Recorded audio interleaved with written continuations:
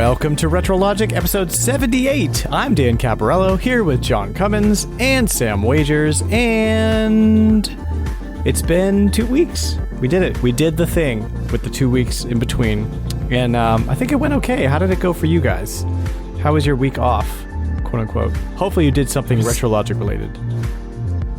So, somewhat. I still did a podcast in its place, but it worked. It gave me the time I needed. Good. Sam, what did you do? It was weird. I think I just stayed up late, lying in bed, staring at the ceiling, thinking about retro games. Good. That's work too. I'll take it. But RetroLogic isn't just a podcast, it's a whole community of retro gamers. Visit retrologic.games for our Discord link, fair trade merch, blog posts written by our very own Sam Wagers, and dive into our family of podcasts featuring Retro Groove, a music history podcast, and On Topic Retro, a podcast dedicated to one video game per episode, hosted by our very own John Cummins. And this week, John, you've got an episode coming, and I'm going to be a guest. I do. Yeah. It's our very own community retro rewind episode. Yes. So. Can we talk about the game? Yeah, we can talk about the game, right? Yeah. It's Toejam and Earl. I hope we can. We've been playing it. Yeah. If you've been following along. Yeah. Toejam and Earl, a game that I played tons when I was a kid with my brother. Love it to death. But I have some fresh thoughts on it that might be interesting for people to hear if they want to hear that. That'll go live. When does that? Do you know when that goes live? Is that like right away? Yeah, I'd say that usually when I record it, a day or two afterwards at the most. Okay. Sometimes it depends on how much time I have that night. If I have time to do it, but if not, I'll be the next night for sure. Sometime this week, you can save it for next Monday when there's no RetroLogic episode. You can listen to that instead and still hear my sultry tones. And if you can't get enough of my sultry tones, I just released my first video in a series of videos cataloging the development history of some of my personal favorite video games of all time. This first one is all about Space Station Silicon Valley for the N64. And if you don't know what that is, it's a very weird game on the N64 developed by DMA Design, who became Rockstar North, who made Grand Theft Auto 3. So if that doesn't interest you, then I don't know what's wrong with you. Yeah, it's very, very interesting. I got a lot of great feedback on the video, so if you have not checked it out yet, you can go to the RetroLogic YouTube channel, and it should be the second or third video on there. I have to make a playlist for it, or just search for Space Station Silicon Valley in YouTube, and I'm sure there's like 9 videos total about this game, because it's not the most popular thing in the world. So, all that out of the way. What did you guys buy? What did you guys play over the last 2 weeks? Sam, you've got quite a list going here. Why don't you go first? Yeah, well, I guess I'll get what I bought out of the way. I did mention on our last episode I had something special come in the mail. Yes. Spend that tax return money. It wasn't too pricey, though. I finally own a complete in-box authentic copy of Mother 3. So that's pretty special to me.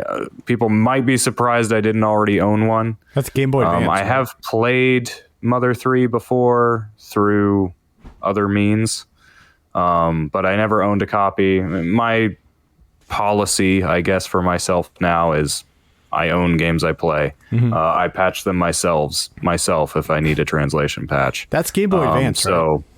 Yeah, Game Boy Advance. So I'll probably use the GB operator. I haven't actually gone ahead to do that yet, but I'll probably use the GB operator to play the translation patch.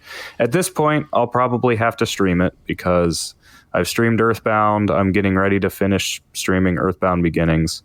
So I'll probably stream Earthbound 3. I don't want to go right into it. Take a break, do something a little shorter. Mm-hmm. But yeah, that's a pretty exciting thing to own. Because I figure prices for that's just going to keep going up. It's actually kind of hard to find authentic copies. Like, really? If you search Mother 3 on eBay, you'll just, it's not like super hard to find them, but like if you just search Mother 3, there are a million repros. Yep, bootleg with copies. the English patch, bootlegs, whatever. Yeah. And like, there's demand for it, but it's kind of weird because it's like there's so many of them. Like, you'll find those for some other games, but like Mother 3 is just like everybody and their dog bought a copy of Mother 3 with the English patch, right? That somebody else threw together. For sure, that makes sense though. It's a pretty but it's like I wanted the authentic article, and I don't usually go for complete in box. I usually don't want to pay the extra, but it's Mother 3, so I did. Now is that a pretty because most of the time what I find is that the Japanese copies of the same games in North America are very they usually priced. aren't, but I mean it has gone up a lot because I think I remember I looked at it even like I don't know, like 6-7 years ago, like should I just buy one just to have one? Like that was a weird unthinkable thing for me then, so I was like, nah, I don't want to pay the shipping on that. And a loose copy back then was going to be like $20. Now it's something like, I don't know, like 50, 60. I mean, this was complete in box. It was, I think 80 was the actual sale price for it. And then of course I had to pay it was actually pretty cheap shipping from Japan, but like $15 shipping, international. That's not too crazy. And then technically you have to remember to pay taxes on it later, but yeah. Okay. Sometimes I forget that. But other than that, the other pickup I have is I got an 8BitDo M30 controller. This is their Genesis controller with the little dongle that goes into a Genesis, or I'm actually playing on the analog Mega SG, but it's the same port. I noticed my Genesis controller was dropping inputs on the B button occasionally. So I figured I needed a new one and noticed these were plentifully in stock anywhere. So I found one. It works really well, and it's the 6-button Genesis. I mean, it's the 8BitDo version, so it's not exactly the same, but in a lot of ways it's kind of better, and it is a 6-button controller. I really like the 8BitDo ones. So that's nice. Yeah. Don't they sell a wireless board for the Genesis controller on their website? Like wireless, a wireless PCB that you can replace your OEM hardware's PCB to use with their wireless dongles. Like you could turn your OEM controller into a wireless controller with the kit. I didn't know that. They sell them. I think they're like $20. The nice thing about this too, I don't think it can pair. Actually, I should see if it works with the other dongle I have from them, because I have a dongle from them that I use. I actually use it to use my Switch Pro controller on PC, because it'll convert it to X input, so it works like natively with like the Xbox app for Game Pass and stuff. Yeah, I think I should test that on the Switch, because I did just plug the USB into Switch and it works, but I can't get it to just connect wirelessly. But that's nice too, that it does work with those other things. Can you try it on your TurboGrafx on Mini the TurboGrafx Mini? I could try it. Yeah, the wrong port? I could plug. It would have to be wired, because I don't have a USB dongle for it. Although again, if that 8BitDo, if the other dongle works with all their controllers, because I know it works with the Switch Pro controller. Yeah. Just give it a try. Try that. Just see if that works, because I'm still on the hunt for an arcade stick for that thing. Inexplicably. Yeah, but as a result of that, I have been playing Genesis again. I kind of neglect the Genesis a lot, but I've been getting back to it. I kept saying I would get back to it. So I played a number of those games, starting with Toejam and Earl. I did actually get some time in with it. I didn't get very far, but I did get one ship piece. I was playing on random mode, and it seemed like, because I started like 2 or 3 games, and I would just have no idea how to progress. Like, I'd get to like level 3, and I'd be like, everywhere's a dead end. So that was that game not as fun as I'd hoped. There's always a way forward. There is, but there's those like hidden paths that you have to go all the way to the edge of the dead end, and then it'll be like, oh, actually, you can keep going. It's like, and the doorway. Great. If you get the doorway present, that helps a lot. You save those for those kinds of situations. But it is, it's Toejam and Earl. There's nothing else quite like it. So I will give it that. I also played X-Men 2, The Clone Wars on Genesis. That was kind of fun. I did run out of lives like halfway through the game, so I just kind of shelved it after that. I did play Ranger X, which was very fun, and I actually beat that. It was on easy difficulty, so I'll probably have to go back and try it on normal, because it's one of those games that taunts you for playing on easy. You don't get the real ending. You get to try it on normal next time. Nice. After you beat the final boss. So Nice. I did slip in some more NHL 94. I have that on Genesis, so that was fun. And I actually played the 2021 patch. There is a 2022 patch. I just never bothered to get it yet. So I like doing that just so I can play as the Columbus Blue Jackets, because they didn't exist in 1994. And as well as the Ooze, I talked about picking that up. Didn't get very far in that either, but it was fun just to mess around there. The graphics in that game, though, right? They're pretty crazy. Yeah. It's an interesting game. That is actually one I think they should bring to the NSO app.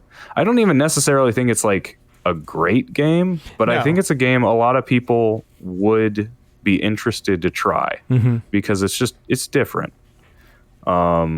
And I also started Shining Force, and I'm liking that a lot. So I got to the end of Chapter 1 of Shining Force. Advance Wars didn't come out, so I got the tactics itch again. So, yeah, Shining Force, it's great. And I've also continued playing some of the other games I was playing. Etrian Odyssey V, just kind of leisurely moving through that game at a kind of slow pace, but enjoying it all the same. So I'm in the second stratum now. I think there's like 5 main ones in this game. It's actually kind of a more condensed game than 4, which is weird as the sequel. I think a lot of people complained about that, but I'm kind of appreciating how condensed everything is. Like it doesn't waste your time with too much extra stuff. No fluff. Yeah, it's very no frills, which is it's kind of weird. Like after 4 games, they kind of like rolled back. Like 4 had like basic. A whole world map for you to explore. This one is just like, yeah, pick your dungeon from the list. I also like how you talked Tim into picking up an Etrian Odyssey game. Yeah, I did. Of all things, nice. He just wanted to draw some maps, man. It has its appeal. It's hard to even explain, but it has its appeal. No, it's good. If you like drawing maps. My pitch for it is I actually think it is some of the best turn-based combat because it's both challenging and quick, which is such a rarity. Hard to find in turn-based combat, because a lot of turn-based combat games, it's either just completely trivial. You can win the whole game on auto battle. You know, wait till your guy gets low on health and heal him, and then just auto attack. And even if it's harder, the battles take forever. Yeah, This is one where like standard enemies will wipe your party in 2 turns if you let them, which I think is great. A lot of people are like, no, I don't want that stress, but I do enjoy it for that reason. Also, status ailments matter a ton, and as a player inflicting status ailments, like the best damage I can inflict right now is the poison skill. It does more damage than anything else. It's great. But yeah, and I have continued playing Earthbound Beginnings. I should be finishing it tomorrow night on stream. So I'm calling this the sing-along finale. If you've played Earthbound Beginnings or seen somebody play Earthbound Beginnings before, you know that the final boss you actually cannot beat through conventional methods. You have to use the special sing command that appears. So join me and we can all sing along. Wow. And also Turrican. I actually was just playing Turrican earlier. I think I'm close to the end, but I got lost in this last level. This is the first Turrican, so I picked up Turrican Flashback on the Switch. It was on sale. I threw that in the Discord. I think some other people picked it up too because it was like $12. Yeah, I definitely snagged that. Very, very interesting game. I mean, I think this is one a lot of people aren't too familiar with because the original Turrican and Turrican 2 were Amiga games. So if you didn't have an Amiga, I mean, you probably didn't hear about Turrican. The later ones did come to Genesis and Super Nintendo. Yeah, there's a Genesis and Super Nintendo and I played it on the Super Nintendo originally.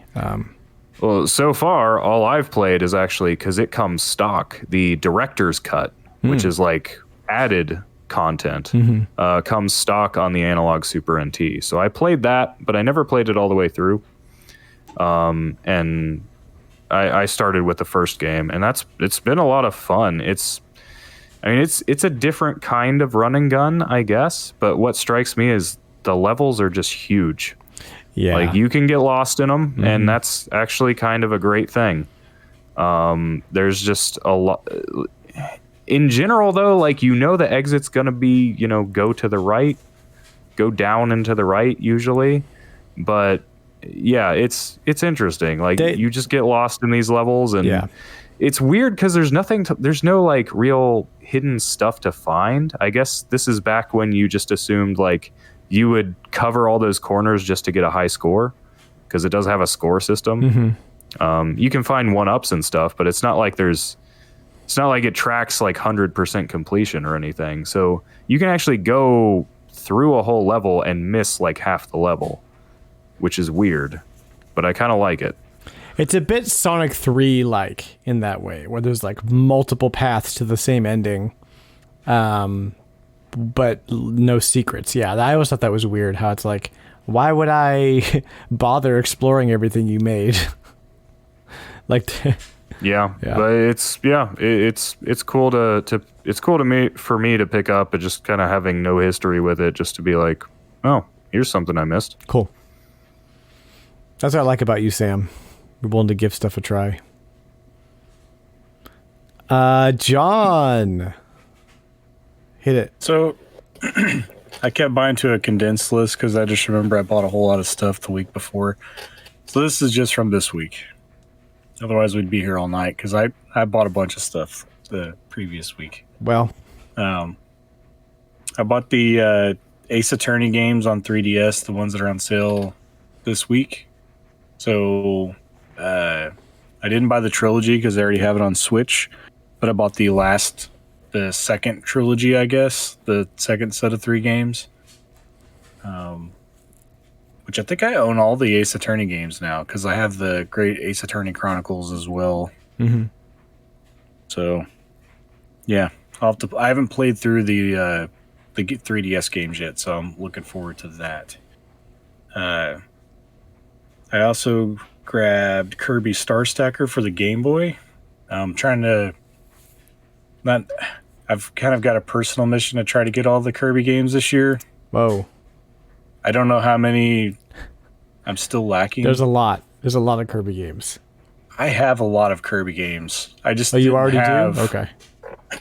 Yeah, I've got quite a few, but there's still quite a few left to go. I'm probably over halfway though. Do you have like Air Ride and stuff like that?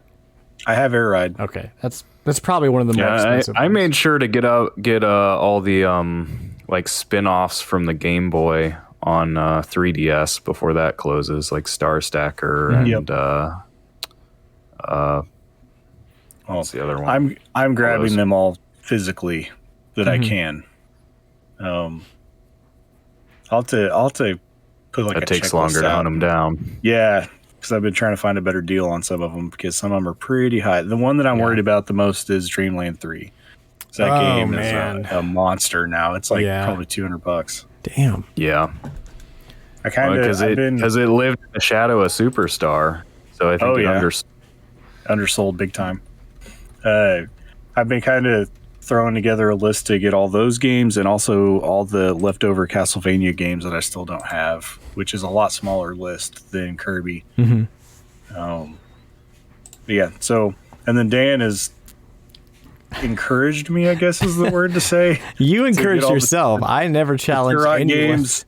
No, yeah, but you just reminded me. I'm like, man, I had the Turok, the Game Boy Turok game, and I loved it when I was a kid. And I was like, man, I need to play all the other Game Boy ones because those were the main ones I didn't have. So I've been pulling all and then I remembered I didn't have 3 or Rage Wars on the 64, so I've picked those up as well. But So I've got Turok Rage Wars for both Game Boy Color and 64. Gray cartridge, right? You didn't. You No, didn't spend $800 on.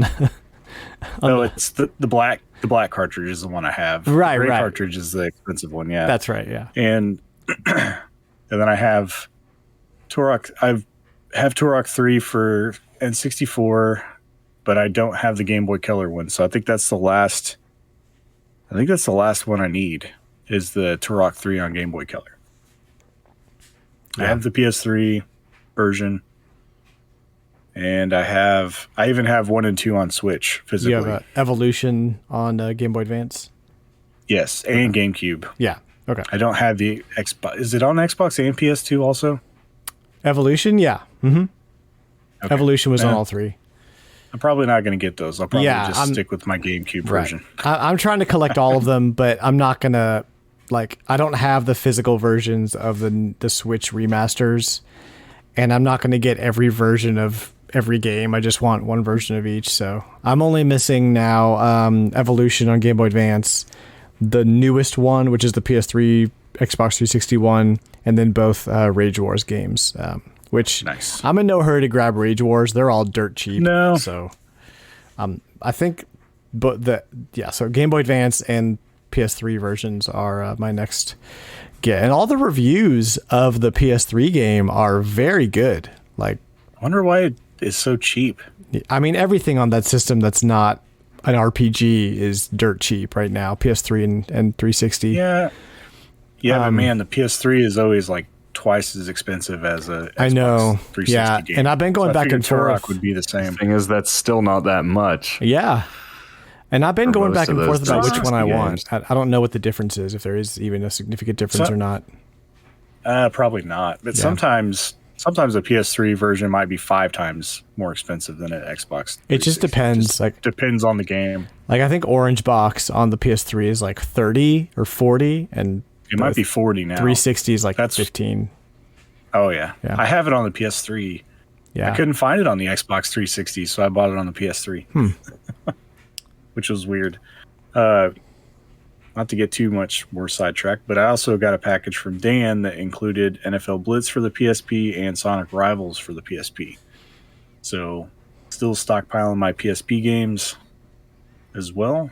That was a Want crazy. some other? That was like a yard sale find. Oh yeah, yeah. I The was yard sale walked find. next door to my neighbor's yard sale, and I was like, "Oh, PSP games! I'll buy these for $1." And some of them are the one that was worth the most was Metal Gear Peace Walker, which is a $30 game. So, but you didn't want that one, so I'm not a big Metal Gear. yeah, I don't want to offend anybody, but it's just not my game. yeah, I've it's never fine. been really. Oh, you won't offend me.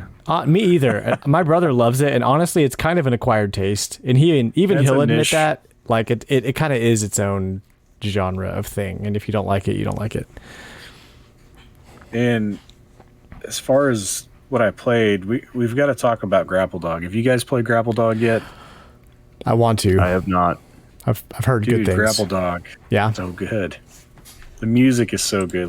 That's the first thing you're gonna enjoy, Dan. Is just you can just sit there at the beginning. There's no time, there is, but it doesn't matter. You don't get anything, unless you're doing the time trial version. But you just sit there and listen to the music. It's so good. Is this going to be the game I buy on the show? Because there's always one. It might as well be because it's on sale, and it's No, it's not. It's awesome. It was. It's 15 It's like bucks 11 now. bucks. No, it's back Ah, up. you missed it. I missed the sale. You missed it. I mean, it's worth buying at full price, though. I've heard and seen. It is. It's good things, fantastic. so I think I've played through the first world, and I'm halfway through the second world, and it's not getting boring yet. So it's interesting. It reminds me of there's elements of it that are Donkey Kong Country, and then it's now you've sold me. Now I'm buying it. and then it's a weird donkey or a weird bionic commando element because Yeah. it has the grappling hook. I don't know. It's the Donkey Kong stuff is a blast because there's you'll grapple yourself into a barrel and then you shoot across the map out of a barrel, which is a straight Nice. rip off of Donkey Kong, but it's amazing. I don't know, just the whole game has a good feel. All the mechanics are really well done. just well crafted all around. Go play Grapple Dog. The next game I bought for 18 cents on sale, and I don't recommend it. It's Chex Quest. This game is just as bad as I remember when I was a kid. It's not worth 18 cents. No, it's not. Get it out of the cereal box for free, maybe? I did when I was a kid. I played it on my PC. It's a nostalgia trip. That's what it is. It was funny because I fired it up and like I knew exactly what I was getting into, and I was like, yeah, this is still not fun. Like, it's still not Doom, and it wants to be Doom, except for all the enemies are exactly the same. That's funny, man. You don't get it. I didn't even find a different gun in the first couple levels. I was like, this sucks. It's horrible. I didn't even get touched. Playing on a higher difficulty, like none of the enemies even get close enough to touch you. You just shoot them, and it's amazing. It sucks, but it was one of those deals, like one of those Cubics. Yeah. Game sales where like if you owned one of their other games, like all of their games were on sale for 18 cents if you did that. So I was like, I had enough gold coins. I did get it for free. So I will say that. Still wasn't worth it. It still wasn't worth it. I wasted my gold coins. I want my coins back. Want your 18 gold coins back? Yeah, I could have used them to buy Grapple Dog at a cheaper price. The intro music of Grapple Dog was better than all of Chex Quest. Oh, yeah, any of the music in Grapple Dog, like even the You Died music is better than anything on Chex Quest. It's good. I love it. And then the last thing, I tried out my PSP AV cables and ran into like some weird problems going through my RetroTink. Like it took it a minute to fire up correctly. And I also found out that my button on my PSP that is supposed to transfer you from your PSP screen to your TV screen, it doesn't work properly. When I hit it, it doesn't activate. Like it just turns the screen off on my PSP, but it doesn't activate it to kick over to the other screen. So I found the only way I can make it work is if I go through the systems menu. There's actually an item in there that will do this for you, I guess, in case your button breaks. Dang. So yeah, I found that setting in there, tried it, and it worked. Fired right up. Cool. But you're still having RetroTink issues, or? It's like it doesn't like going through the PSP for some reason, and it doesn't look that good. Like I'm kind of shocked. I tried it at first. I thought I was having cable problems because these cables are OEM vintage cables from eBay. Well, that's probably better. That's probably better than any third-party crap you're going to buy now. Well, exactly. That's why I bought them. But at the same time, I was like, well, maybe I've bought new cables before and they were, bad. Yeah. So I hooked it up to just my normal TV upstairs through the AV ports on my TV, and it looked fantastic. So then when I finally got it to work on my RetroTink, I was like, well, this kind of looks like garbage. Like, I don't know what happened. So I think Hyperkin makes a cable that is direct PSP HDMI. Probably.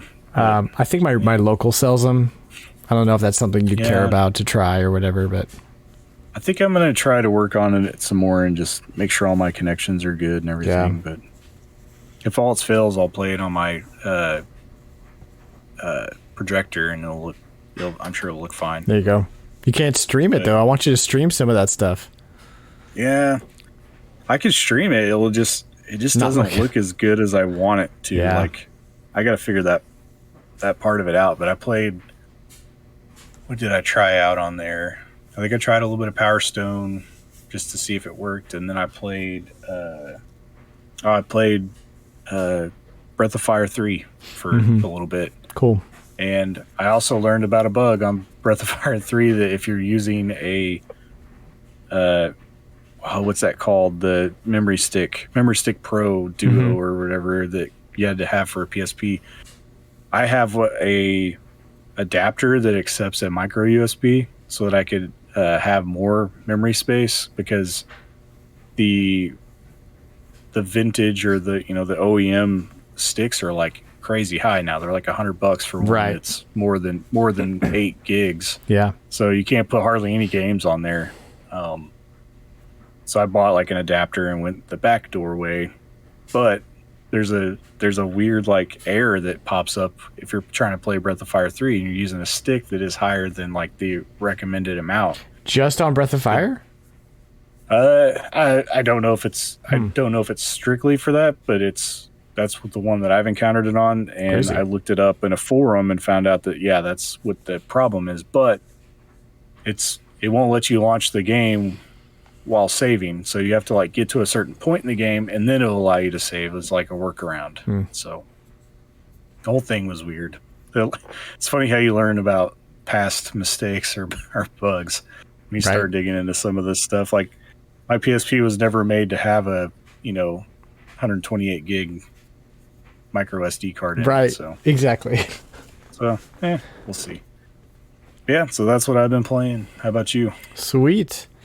Yeah, so I actually had a lot of time to play this week and last 2 weeks, and I also had some stuff come in. First, I want to spend some time talking about Hey Pikmin, which is a game that I ignored back when it launched because I'm a huge Pikmin fan, and I was a purist back then, and I said to myself, "This is not Pikmin. What is this crap?" But it turns out that it's a really, really good puzzle platformer with a lot of Pikmin elements in it. It's not open, it's a very linear puzzle platformer using Pikmin as your tool. But it plays very much like a Pikmin game as far as like gameplay, like the way you control things go. There's bosses, there's collecting, there's carrying stuff. It's very cool. I mean, it lacks a lot of the like real-time strategy-ness of a Pikmin game, which I miss, but honestly, for a side-scrolling Pikmin game, this is about as good as you're going to get. And even if you don't like Pikmin, it's still a really solid... I actually kind of hesitate to call it a platformer because you're not really doing any like... it's not a platformer. You can't jump. You can hover. There's like a little booster pack. Yeah, that's why. Yeah, But you can't jump though. There's no platforming. It's very much just like a puzzle adventure game, I guess. I mean, you're throwing Pikmin. Yeah. Is there really a difference between jumping and being thrown? That's that's true, but none of it is very like frenetic or like it's not like Celeste or anything like that. It's very slow paced also, which I kind of also appreciate. It's not strict timing and all that. No, there's no time limit in the levels. It's actually very exploration based. Like the more you explore, the more items you get, the more energy you get for your spaceship or whatever the goal is. The main game, which I'm almost done with, very, very good, very impressed with, and I think you can still find it for relatively cheap, so definitely recommend it whether you're a Pikmin fan or not. I like gawked at it when I first saw it, but I was wrong. And I'm sorry. Everybody did. Yeah, for like no good reason. It's a really good game. Next you'll be telling me Chibi Robo Ziplash is actually good. That's next on my list. I'll let you know. The thing that's killing this game is it came out 3 or 4 months after the Switch came out. So. Oh, did it? Yeah. Oh. So everybody. There's a lot of 3DS games that did. Yeah. Yeah, and then they got abandoned because everyone's like, I don't want to play 3DS anymore. I want to play everything on my Switch. Well, it's probably destined to be fairly expensive at some point then if it didn't sell well, because it's very good. Like I'm impressed with it as a Pikmin fan and as a platformer fan. Like I like it a lot. So buy it while it's cheap. I have a weird premonition about these things. Also, like Turok, I'm in Turok land right now. I don't know what started this, but I'm on a mission to own every Turok game. And so kind of like what we talked about earlier, I've been playing a lot of the Turok on Switch remaster, which I love this game. Gosh, I just beat Mantis. I don't know if you're familiar with anything in Turok. I just beat Mantis, which is like arguably the hardest boss in the game, probably. Like, if you don't use cheats, he's just chaotic and horrible, and it's my gosh, I hate that boss so much. But I beat him. I got through it, mostly using grenade launcher, which you get like right before you fight him. And so I played a ton of Turok when I was a kid. I didn't play hardly any Turok 2, and I didn't even know Turok 3 existed on the N64. So, and I was able to kind of pop all three of them in for a little bit just to kind of like get a feel for them. And playing 3 for the first time, 3 is the most, like, it's very typical first-person shooter-y, with, you know, Turok's weird control stuff. But I enjoyed it very much. It's very well made. The graphics are really impressive for the N64. I want to get further in it to kind of get a real feel for how the gameplay loop feels. I don't have any thoughts on 2 for the N64 yet. I'll have to play more of it.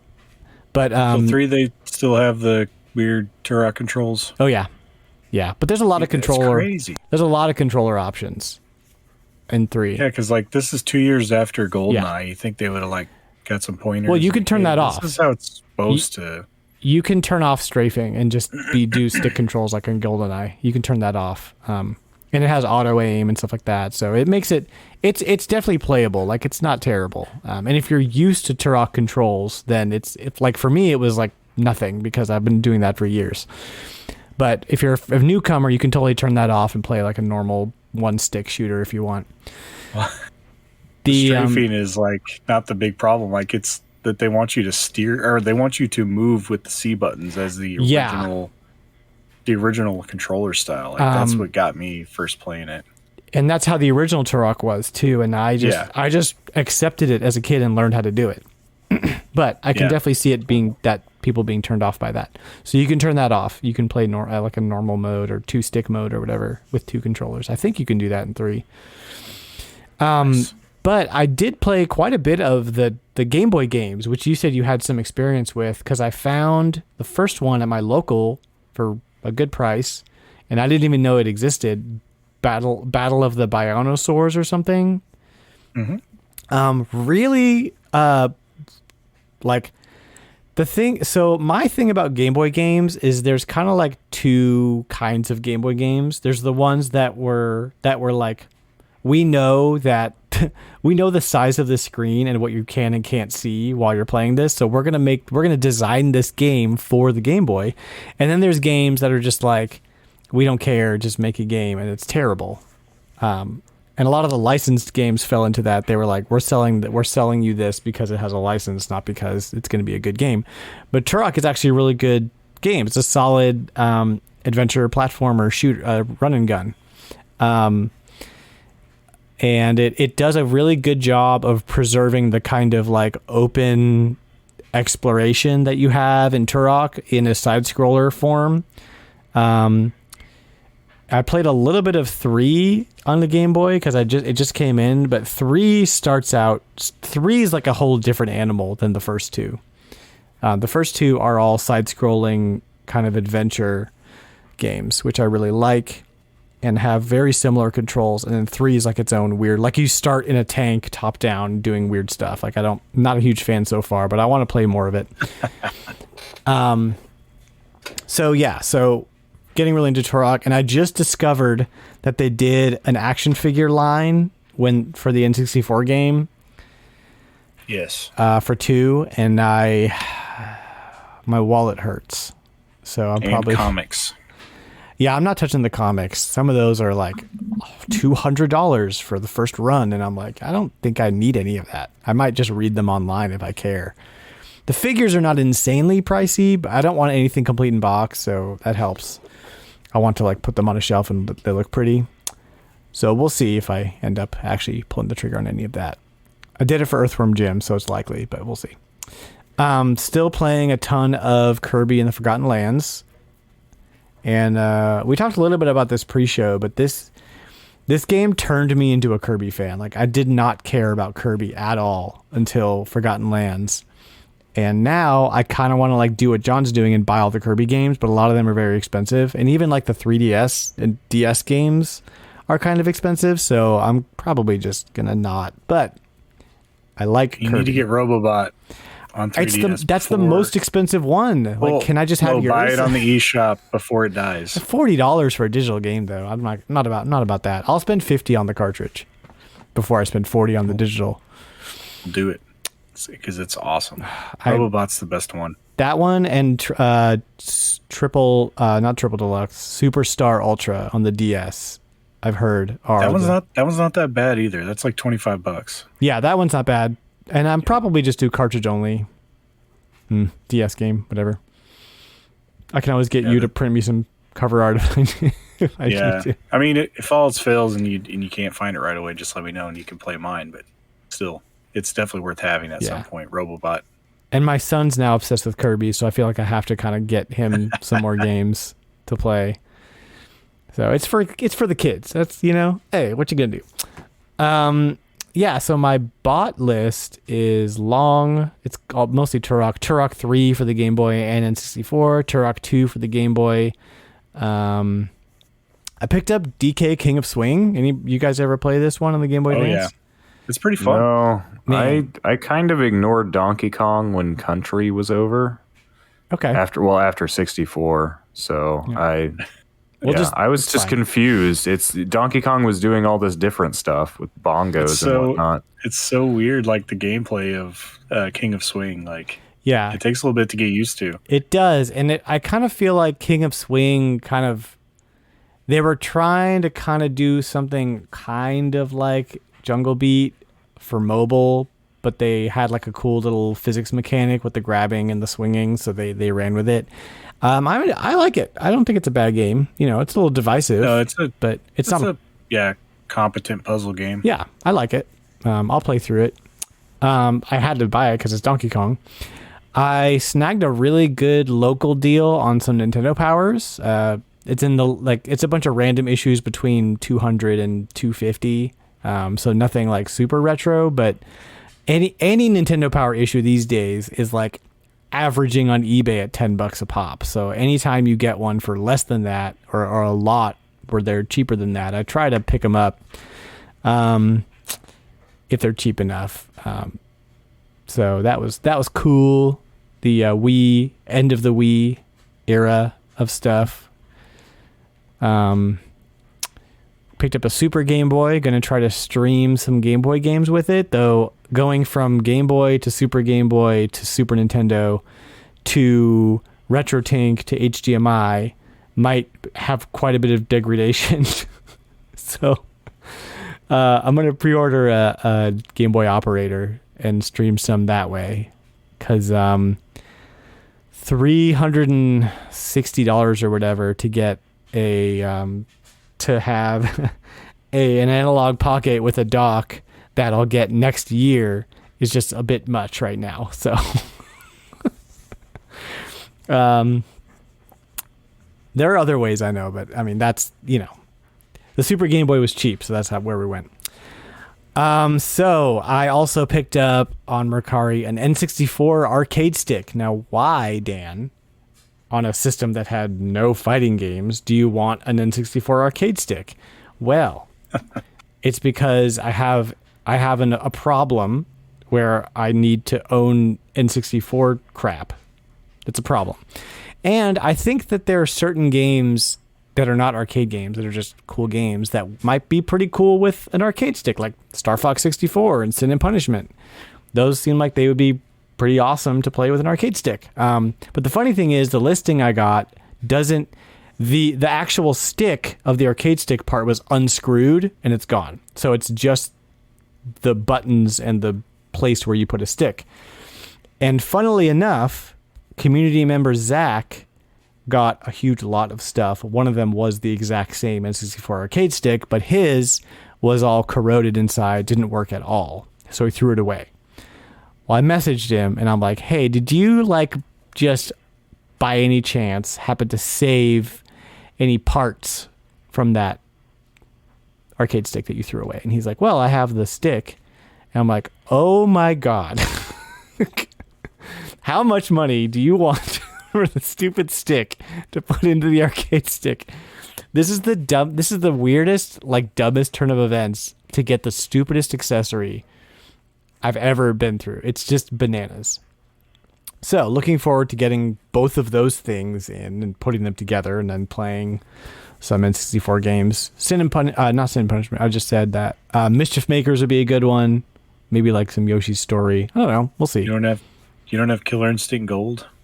No, I don't have that. I don't really care about Killer Instinct in any way. So Clay Fighter 63 and a third. Clay Fighter. Yeah. See, there's a couple of them, right? There's what's the other one? Flying Dragon. Yeah, Flying Dragon. There's a couple. I'm trying to think of other stuff that would be cool to play. Also, it'd be fun to just be like, I'm going to play Ocarina of Time with an arcade stick. Woo, whatever. Dumb stream thing. Also, I did the thing that I said I would never do. I picked up a Lego Super Mario set, the base set or whatever that comes with Mario, because it was half off at my local grocery store. Why did my grocery store have that, you ask? I don't know. That's why it was half off. It's not probably food. Why it was half off, because they had like 10 of them, and nobody wants them. Eggs, milk, Legos, right? Yeah, so good deal for me. Definitely going to have fun building that with my son. Don't want to buy any more sets, so hopefully I don't. Seth on Twitter was trying to convince me that Nintendo's going to make Donkey Kong sets, and I told him I really hope they don't, because my wallet already hurts, and that would be just too much. I had an unfortunate Mercari incident where I got a game in. I can't talk about the game yet, but I got a game in, and it was all scratched up, and the listing said like new, so I'm going to get money back for that. So that's good. And then I just have the problem of how do I display my Game Boy games? Because right now they're in a stack and they don't look pretty, and I need them to be displayed well. So I might go the like custom game case route and like put them all in cases like my Game Boy Advance games. But that's a lot of games right now. How many do I have? I have like 12 or 14 Game Boy games. That's the only game I don't display is Game Boy games. That's what. Because I have so many and they're so hard. Like I just buy the plastic Game Boy cases, and then I have some totes that I have over 100 Game Boy games. So crazy. That's how I store like just about everything. Yeah. So, but I like to display stuff. I like to look at a shelf and be like, "Oh, this is pretty. I like this. It's an aesthetic thing." I may just go the custom game cases route since I have so few. But like basically, I put a shout out on Twitter to see like, "Hey, show me your cool Game Boy display," and like nobody. It's like, "Here's my tote bin. Like, what do you want?" I'm like, "Geez."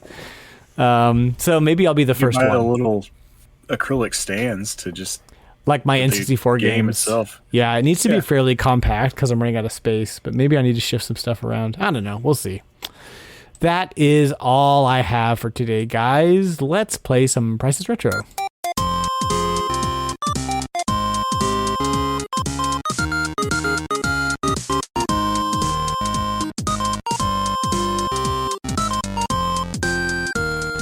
If this is your first time playing Price is Retro, this is how we play. I'm going to list off 4 or 5 games, and everyone else, including you, is going to guess how much the games are worth in total.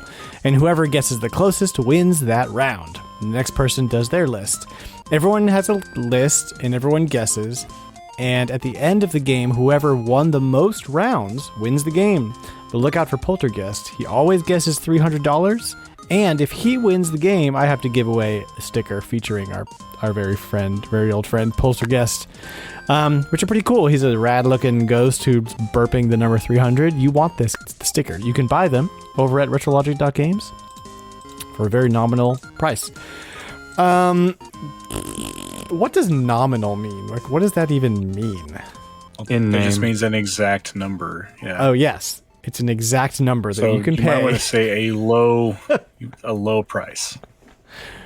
For the low, I don't even remember how much I'm charging. $2.99, $1.99. Anyway, so, yeah, it's totally worth maybe. it to have a ghost sticker. That's burping 300. Just the 3 of us today, no guests. So, John, why don't you go first?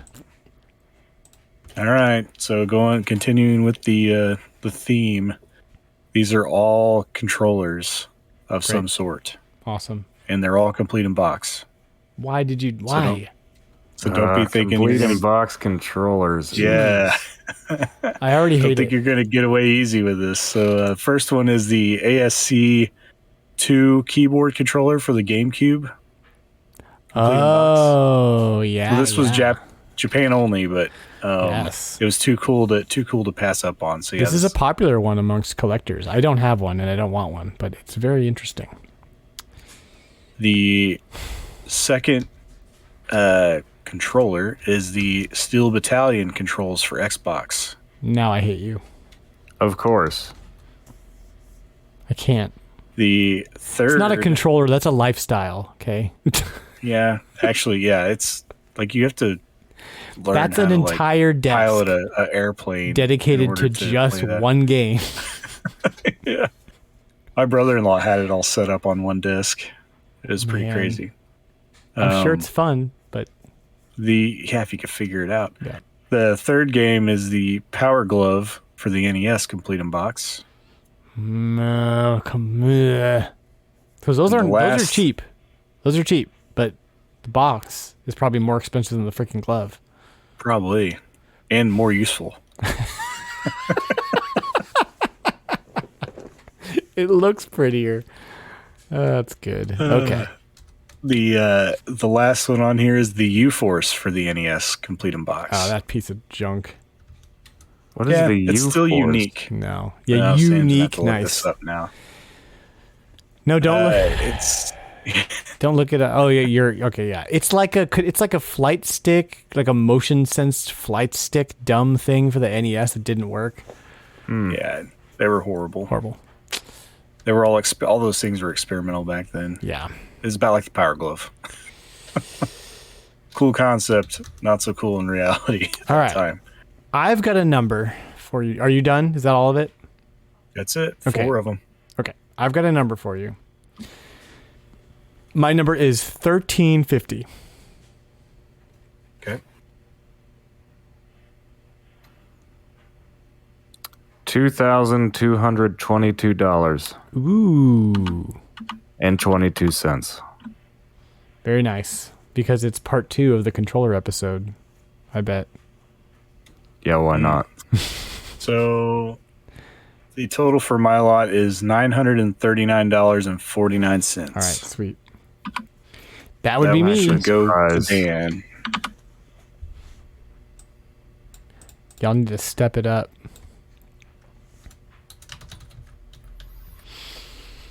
Now cool. I want to play Steel Battalion. Yeah, good luck. Good luck with that. So I would probably love playing it with that controller, but I'm not going to buy one. We played it. We had it set up in my game store when I ran a Game Crazy for a little bit, and it was something. I mean, you had to know what all the buttons did, and it was very complicated. But I mean, yeah, it was a thing. So my Price is Retro theme is all about Space Station Silicon Valley, which is the game that I just did a 16-minute mini documentary about the development of.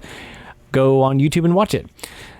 These are all games and things adjacent to that game. So we have Space Station Silicon Valley for the Nintendo 64, loose.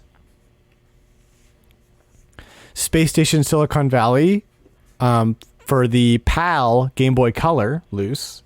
Never released in North America.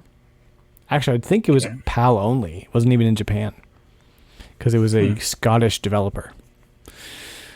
Space Station Silicon Valley Prima Strategy Guide, loose. And Evo Space Adventures for the PAL PlayStation, complete in box. Evo Space Adventures is the PlayStation version of Space Station Silicon Valley. And Is it the exact same game? It is. Oh man, you know what? I used to know, and I forgot. But it's terrible. It is. If it's a straight port, it's a bad port, and if it's a new game, it's just bad. So I don't actually know. Now I want to go look it up really quick. But those are your games to guess on, and I would love. I believe I need to go first. Some prices. The N64 Silicon Valley was loose, right? N64. But the PlayStation game they were was all complete. They were all loose All except loose. for the PlayStation game. Okay. I got $120. Okay. I'm going to say $325. I believe Sam took this one. My total is $178.40. And after looking at some footage, I have confirmed that at least for the first few levels, the levels themselves are exactly the same design with terrible PlayStation graphics as opposed to the nice, crisp, fancy N64. But there is no like level select isn't as like it's a little different like format wise, but the levels are all the same. That's one that I'll probably try to own at some point because I love the game Space in Silicon Valley, and this just seems like the kind of dumb thing that I would try to get access to. Even though I'll probably also never play it because who knows if like the PS3 is region free. I don't know. Somebody out there knows. Congrats, Sam. Good win on that one. There we go. Here's the breakdown for prices. We've got Space Station Silicon Valley for the N64, which now goes for a whopping $63.11. That has gone up. Actually, did we break down your prices, John? We didn't, did we? Oh, no, I'll do mine after yours. Do them after. That's fine. Yeah. The Game Boy Color version is $10.52. The strategy guide is $99. That one hurts because I would love to own that. And I'm not spending that much money on it. And Evo Space Adventures goes for $5.77, complete in box. So why don't you own those?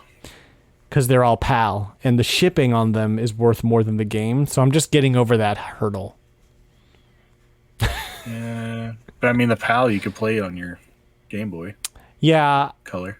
Again, it's like I'll probably get there at some point, but like I'm gonna spend $20 to get a $10 Game Boy Advance game to me, and I just have to get over that in my brain.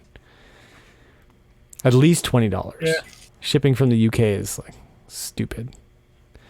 Pretty outrageous. And I haven't seen anybody in the US have one for sale, so I just got to keep my eyes open. Like they exist somewhere, I'm sure, but you know. Keep on keeping on. Or I order 20 and then I'm the only one in the US who sells them, and then the other 10 people in the world in the US who want to buy one but don't want to pay the shipping buy them from me. So there's a business model for you. Yeah.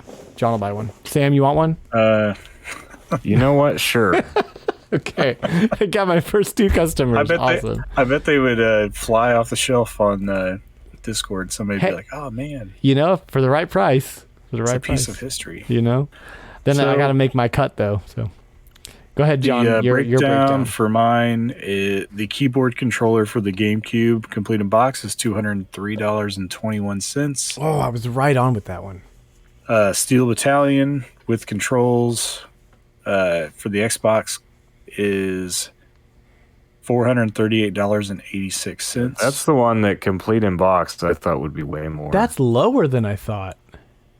Yep. Yeah. The Power Glove for the NES complete in box is $234.55. That's higher than I thought. Like by a lot. Yeah, and the U-Force for the NES complete in box is only $62.87. Yeah. So yeah, the Power Glove has gone up. It's about $100 for a loose one now. Really? Yeah. I used to see them for like $20-$30 all day. Like people would just want to get rid of them. I bought my loose one for $10. Yeah. About 10 years ago. And you have all the pieces too, don't you? I'm missing some of the bars that go to the sensor, but mine's not a complete unit. But right. I also don't intend on ever using it, so it was fine with me to just have the glove for the most part. So 1 point for me, 1 point for Sam. Sam, you have the next lot, and if John wins this one, it's a 3-way tie. Don't let the ghost win this round. Then we'll have a 3-way tie. We're gonna have a 3-way tie whether John wins or the ghost wins. So that's true. It's up to me to win it. That's true. Let's do it. But we definitely don't want to get the ghost involved. Yeah, I have a dumb theme. 5 games here, and all of the titles start with X. But none of them are X-Men, because I did that list once. It's a very specific theme. I like it.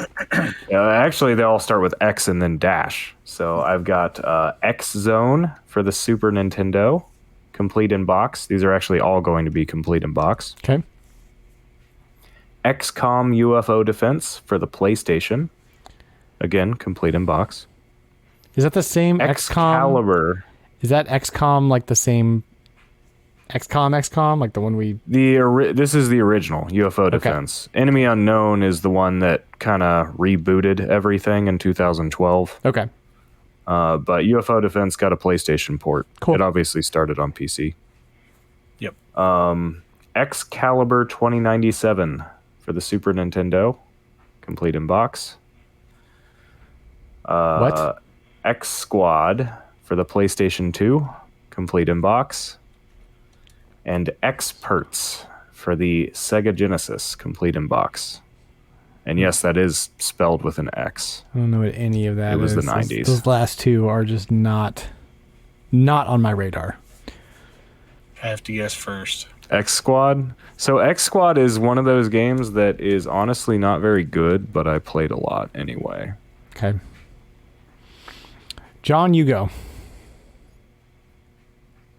These are all complete in box, right? Yes. Let's do $400. Okay. So I'm gonna go $299 and just pray that Play it out. it's lower than the pray that it's either it's not between $299 or $351. You just undercut the ghost. Yes. There's a little bit of danger there if you guessed higher. That's what I was. See, Total I is like $228.65. Sweet. I like. So I think my breakdown- original guess was like 230 or 50 or something like that, and then I just went up till I killed the ghost in case. Well, 230 would have been pretty dead on. Yeah. X Zone for the Super Nintendo, $30.42. XCOM UFO Defense for the PlayStation, $55.67. Excalibur 2097 for the Super Nintendo, $87.82. X Squad for the PlayStation 2, $5.97. Complete in box. Experts, yes. Well, I mean, it's a PS2 game. Oh, It's not an RPG. Yeah. Experts for the Sega Genesis, $48.77. Amazing. Amazing. Exo Squad doesn't start with an X. Nope, just X Could have been on Squad. your list. Yeah, no, Exo Squad's better. I'm trying to think of some other ones. I think I stuck with this theme just because I played X-Men and Ranger X, and I was just gonna do an X list, and I was like, wait, I can get even more specific. They all have to start with X. You could have done your one where they end with an X. You could have done Maverick Hunter X. Yeah. Ooh. Good game, guys. Again, I will be taking this one, but if you're listening at home and you want to get in on the action, you want to submit a list for us to guess on, all you have to do is DM me and say, I have a list for Prices Retro, and I will instruct you on how to submit it because we have to keep it spoiler free. So, yeah, hit me up. Just let me know on Twitter or on Discord at RetroLogic Games. We have a Games Described Badly from the Ambassador, who is our new resident Games Described Badly guy. And I'm going to go ahead and list these guys off. Okay, so our first game is... and he says if we get it perfect, he's going to change his username to Amy Rose Fan 420. So let's really try to get this one down here. Didn't we do this last time? Wait, hold up. I remember that wager. Yeah, that's why I was confused. But he this is a new list, and then he says punishment for getting them all wrong. Dan must change his name to Donkey Kong is lame. I'll do that. Yeah, I'll take that bet. I'll take it. The theme is games with the word versus in them. Okay, game 1. Antonio Banderas, horrible movie, FPS GBA game. Mask of Zorro? I thought it was a good movie. Oh, X versus Sever? Was he in that? He was. Yes. That's totally it. Yes. Totally it. Yep. Not changing my name to Donkey Kong is lame, ever. X versus Sever. What a stupid. So Yeah, I forgot all about early that. 2000s. I don't know how that's in my brain. Okay, game 2. Cactus, Cable, Female Pirate. Cactus Cable. So versus is a That's Marvel versus Capcom 2. is a, Yes. Okay. Cactus is a Mingo. The female pirate is what's her name? Tetra. One of the other, yeah. Yep. And Cable is Cable. Yep. Cable.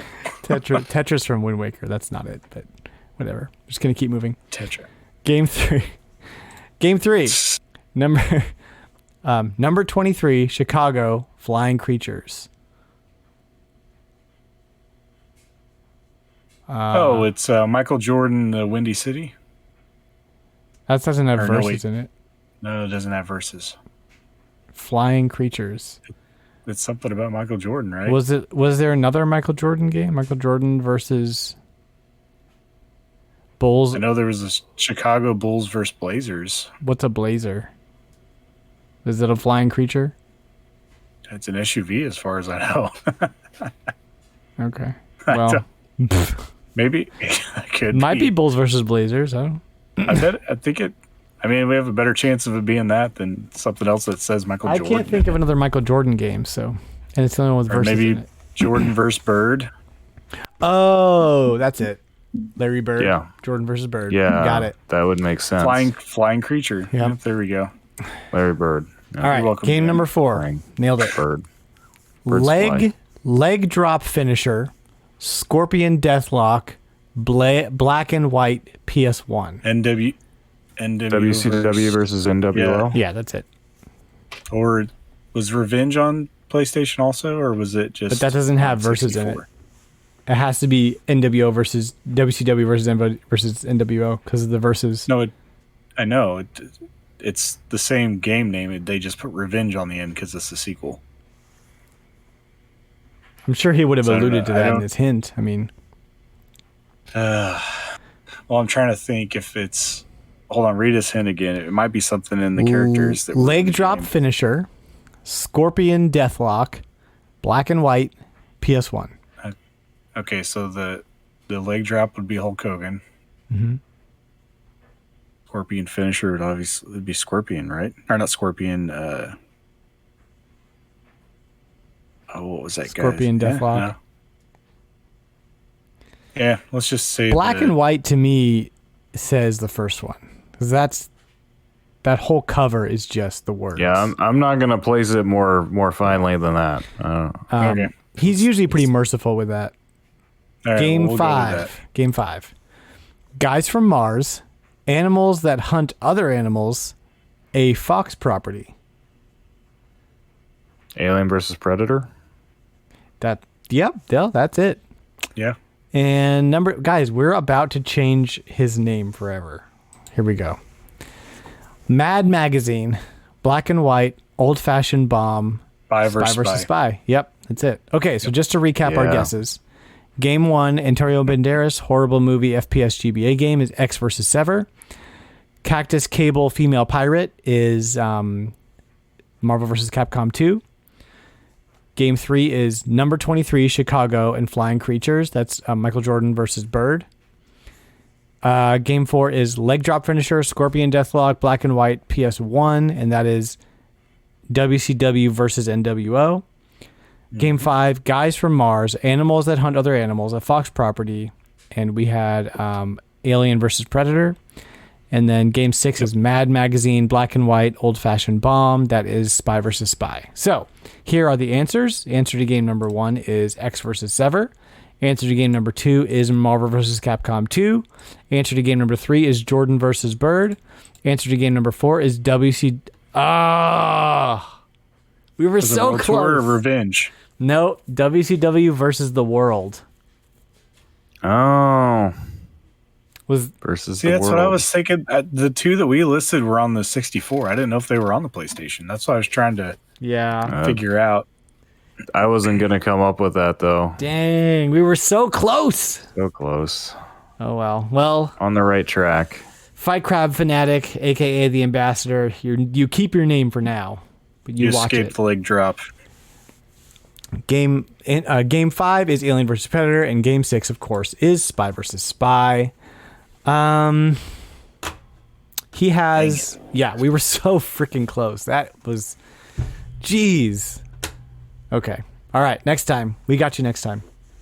That was a good list. He has also for us a new game. I'll just read his notes here. He says, "Here's a new game I thought would be easier for the community to send in. You have to guess fact or crap to these obscure tidbits of information about games. Example, I like this. The first demo of Mega Man had a scrapped boss named Alien Man. The answer is crap. Crap. So, Yeah, crap. He's got 4 facts. And we have to guess whether each of these is a true or a false statement. So, here we go. Fact number 1. The Dreamcast was supposed to get an exclusive Austin Powers kart racing game. I'm going to guess false. Austin Powers kart racing game? Like, I feel like we would have seen that somewhere else. Like, it would have been That like... just seems so unlikely to me. If I'm you gonna just go said an false. Austin Powers game, but a kart racer, I just Well, don't there see were it. some Austin Powers games, but a kart racer was not one of them. That never came out. If it ever existed, it never came out, which makes me think it's not true at all. Fact number 2. Scientifically, Nintendo has confirmed that Yoshi is a Carnotaurus. The dinosaur. Now I'm gonna Google what a Carnotaurus looks like. It's the one with the horn things on Yeah, its and head, Yoshi right? doesn't On the have. sides. That's false. There's no way Nintendo would confirm. No, what type of dinosaur he is? Yeah, false. All right. Fact number 3. The developers of Donkey Kong 64 used shotguns and pistols as placeholders for gadgets in the game's alpha stage. This is true. I believe that. No, it is. I know for sure. Like, I remember reading about it, and Miyamoto was like, no. This ain't happening. It's just a placeholder. I mean, they gave them guns, but they're not like, Yeah, well, they had to be Nintendo-fied. Coconut Like, guns. coconut gun and... yeah, walnuts, Peanut peanuts, guns. pineapple shells, grapes, melons, oranges, and coconut shells. Is that what you mean? Yeah. And Fact number 4. There goes my dryer. Everybody now knows the status of my laundry. You're welcome. Fact 4. The first month of Rayman 2's N64 release gained more sales than Mario 64 standalone in its first month release. That's false. There's no way that's true.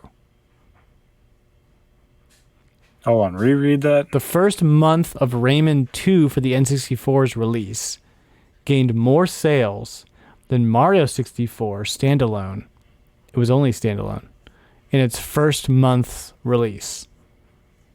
Yeah, because it never was pack-in, right? It was never packed in. N64 didn't do that. So I'm gonna call BS on that one. Man, now that I think of it, Yeah. was Donkey Kong the only pack-in game for the N64?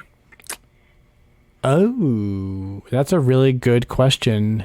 I have the purple controller pack in, but that's not a game. Doesn't have a game, yeah. Yeah. Hey You Pikachu came with the Pokemon. Yeah, that's right. With its Pokemon. Yeah. Now my Wasn't there dryer another- is very done.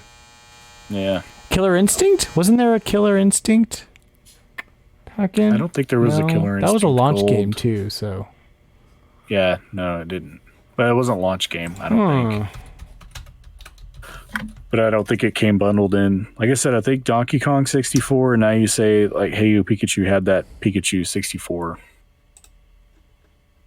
Those might be the only two. It's the only ones I could think of.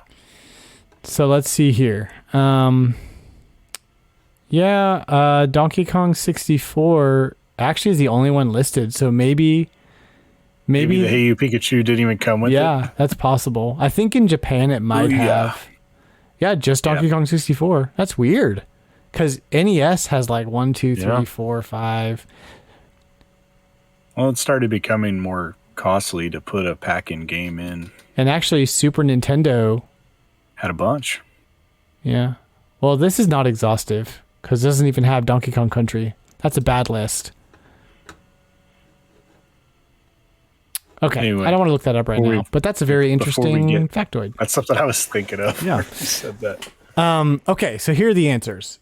Fact number 1, the Dreamcast was supposed to get an exclusive Austin Powers kart racing game. True. Oh, What? man. Why didn't we get that game? Rockstar Game canceled the exclusives. He says it could have saved the Dreamcast.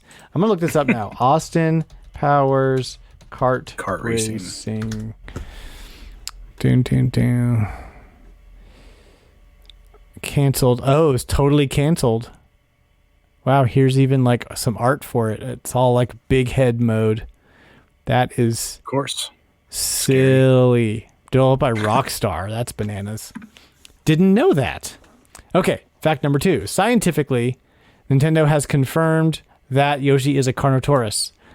That is untrue. Only the Mario Brothers movie is allowed to break canon. Nice. All right, fact 3. He's like a raptor in that movie. I know, yeah. And the Goombas are like, I don't want to talk about that movie anymore. The developers of Donkey Kong 64 used shotguns and pistols as placeholders for gadgets in the game's alpha stage. True, Nintendo is horrified to see Donkey Kong holding a shotgun, Diddy Kong holding a pistol. It's bad enough that he started his career as a serial female stalker. That's true. Except that wasn't Donkey Kong. That wasn't the same Donkey Kong. It was Cranky Kong. That's Cranky Kong. Get your facts straight. All right. And fact number 4. The first month of Rayman 2's N64 release gained more sales than Mario 64 on its first month. And that is untrue. Rayman 2 is good, but it's not throw a baby penguin to its death good. Those are Ambassador's words, not mine. I don't have a copy of Rayman 2 for the N64. I should probably snag one of those at some point. That was a great game. And if you, again, I'm going to say this again. If you want to submit a game or a piece of trivia or anything like that for Prices Retro, just DM me. DM me in Discord, DM me in Twitter, and I will help you set all that up. That is all except for John's trivia card. Let's see. Do we think it's going to be a good one or a bad one today? A hard one or an easy one? Impossible? Probably easy. Or stupid. Those are the two choices. We'll see here. The Master System was an 8-bit game console released by which manufacturer? Sega. Which species is Abe in the video game Oddworld Abe's Odyssey? He's an alien. I don't know that. What species? Did they name the species? Yep. Apparently they do. I don't know that. You guys give? Yeah, no idea. He is a Mudokon. Yeah, of course. Yeah, I wasn't going to come up with that. I don't know. Don't play those games. There you go. That one wasn't that bad. That was 1 out of 2. Bad. The Master System one was a little pretty cheesy. Yeah, but cheesy. The other one was a pretty good factoid. Somebody out there was yelling the answer to it. But yeah, it's just, no experience with Oddworld. Well, guys, let's jump into our show topic. We're talking about controllers again, and we've got some fun facts about a recent poll that we did in our Discord. So stay tuned, and when we come back, we'll do that.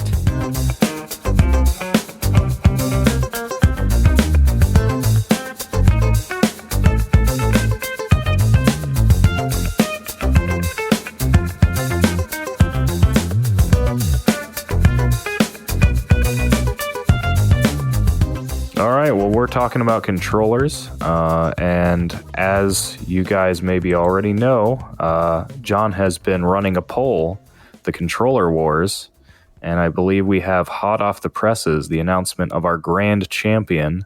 It came down to the GameCube controller and the Switch Pro controller. So let us know which one won. What is the greatest controller of all time? Can I just say, I'm not going to be mad regardless of which of these win. But if it's not the GameCube controller, then I am actually going to be I'll be mad for you. Yeah, we'll all be mad. So yeah, just a little bit of like background, just in case somebody's popped in for the first time here and hasn't been keeping up with the last 3 weeks of polls. We started out with 40 controllers. We did a initial round for the first bracket, and then the winners moved on to the largest bracket. And then from there on, we just kind of whittled down until we got down to the last two contestants. And the pairings were random. So yes, there was no... I kind of thought about trying to do like matchups that I thought would be really good. But at the end of the day, I figured the fairest chance that any controller would have to win would be a random pairing of matches. Yeah. Since this isn't like a sport where like you compete to be at a different ranking, I figured random was just the easiest, best way to do it. So the final two contestants, as mentioned, were the Switch Pro controller and the GameCube controller. And GameCube isn't just tied to being the wired controller. I also think about the Wavebird as GameCube as well, if somebody wants to think of it that way. But the winner is none other than the Switch Pro controller. No, by a very narrow victory. It ended I up am being disappointed. yeah. I guess I'm not that upset. Like I voted for it several times. Like it's a great. It was controller. decided by one vote. That's crazy. It was 48.3% to 51.7%. Like it came down to the line. Like this was the narrowest margin of victory yet. Wow. And there were some close ones before, but not by one vote. There was a lot of uproar about when the Super Nintendo controller got knocked out. It is still the best D-pad. Neither one of these has a D-pad that holds a candle to the Super Nintendo controller. Yeah, Or and the I mean, NES. the Switch Pro is close, but it's just had so many defects, that was kind of a And wash. I would say it's not as bad as a lot of people make it out to be, but I actually don't think it's even the GameCube controller is as bad. I mean, it's small. It would definitely be better if it was bigger, but Yeah, I don't think I would take... I say that as somebody who's a lot of the first time I played a lot of the NES Mega Man games was on the Anniversary Collection on GameCube, and I used the D-pad for it. Can't believe you're like okay with using that D-pad. It's not good for. I'm not saying it's my preference, but I would definitely it. take the Switch Pro D-pad over the GameCube D-pad. Like, But I mean, that D-pad was made to scroll through menus on an RPG, and that's it. like you've got the analog triggers, you've got the ABXY button, the best ABXY button layout. It's ergonomic, like it, And it's a lot more durable. Yes. GameCube controllers don't drift. they're great. I've got like 4 of True. them, and they're all in great condition still. The rubber... They wears off the survived sticks. Smash Bros. The rubber Lesser does controllers would melt Yeah, after hundreds of hours of Super Smash Brothers. that's true. Yeah, I mean, there's people that have probably put hundreds of hours of Smash Bros on their Pro controllers by now. I will say, like, the weight of the Pro controller is king. Like, there's no other... To me, it's my favorite. Like, it just weighs the perfect amount. Like I think Nintendo had like 20 samples of different weights of the controller, and they like surveyed people. They're like, which one do you think feels better when they designed this thing? Nice. Like it's just perfect. Yeah, Gyro is fantastic as well. That's I true. think that is a great addition that needs to be standard going forward. That's true. They had to have that for And I will Splatoon. also say, I think it was pretty cool of them not to instead of the black to have that translucent plastic just The on the base smoky- model is smoky pretty cool. transparent. I like that they did that. It's a So we great did one. find out that the Xbox controller is the only current gen that doesn't have gyro now. So dumb. Like literally, your console's for shooters. Like you know what? This is really nicely balanced. This Switch Pro. Yeah, I'm like holding one the- right now, and it's like Yep. the Good. like part I of the do like problem. the Switch Pro controller. part of the problem with controllers I find sometimes is that like they're very top heavy, you know, but they put some weight into the handles. Like they're big, they're thick, and they put some weight into it so that you're not like tilting forward. You're kind of like just right there, you know. That's great. The distance between button layout seems to be a little bit better than other controllers. Like I have, and the ABXY is nice and big. Yep. Yeah. I have a PS5 controller. I have the modern Xbox controllers. I don't have an Xbox Elite controller, so I can't speak to that. But everything that Nintendo's made, everything that PlayStation's made on back, I have all those. And the Pro controller for the Switch is definitely like a good feeling. Like the button layout's good. Distance from buttons to control sticks are good. Like it's just a very good controller. I definitely see how a lot of people can be attracted to it and how it took the win of this poll. So something I kind of called it the dark horse because, you know, going into it, I didn't think that many people were really going to vote for it, you know, because it's new. But it's so good. Nobody has that nostalgia for it yet, you know. But it is it's taken the best of a lot of things from the past. I just wish it could learn a little bit more from the GameCube, maybe. So holding a Switch Pro controller, holding a Switch Pro controller is like it's like holding nothing. Like it's in a good way. It's like very much like this is where my hands naturally go. You know, it's very ergonomic. And a GameCube controller, in almost the opposite way, in a good way. Want you to form around it. It's very like tactical. Like it's like I feel this controller, like I know what's going on with this controller. I'm aware of its existence, and I have a map in my head of where everything is, and I can get to it very easily and quickly. But it's not like butter in my hands, you know. The next time you hold your N64 controller, hold it on the outsides, and you'll feel you'll get the Pro controller feel from that. Oh, look at that. Yeah. It's the weight of the N64 controller is totally bananas. Like I don't like the weight of it at all. It doesn't weigh anything. But I totally see that. To it. Yeah, no, that ergonomic, like that roundness and like shape is all there. It's like they just cut that middle dongle off that has the control stick. Yeah. You know what? I will say in the bracket, the N64 made it further than I thought it would. Oh, man. Yeah. I thought people hate that controller. I know. You know? The fact I love this controller. That it made it past it made it further than the Super Nintendo controller did, which was a lot of people were upset about. No way. I love the N64 controller. Love this thing. All right. Super Nintendo. I'm just holding them all now. Yeah, see, we can talk. I think it's a generational thing, but like any controller that's just like this, like it's just like a flat piece of thing that I have to hold, is never going to be my favorite controller. It's not ergonomic. Like I'm having to like wrap my hand around it as opposed to it forming to my hands. That was Andross's argument. He's like, I don't know how the NES made it out of the first round. It's like it's a box. It's like it's pointy corners are stabbing your hands while you're playing a game. That's so true. I love the NES. Like it, you can hold it in a way where it doesn't do that, but I totally understand what you're saying. Got a good. Yeah. Yeah. No, I like the NES. It feels good. It feels like, I don't know. It just feels natural to hold once you've had it for a while. Oh man, but Sam is right. The Super Nintendo D-pad is hard to beat. Oh yeah, it's butter. So we can talk about all those controllers for a while, but we did leave off our previous conversation with the Wii, which was a big shift in controls, and even in to the point that I believe it was under Iwata's influence that Nintendo was very careful not to call it a controller but a remote.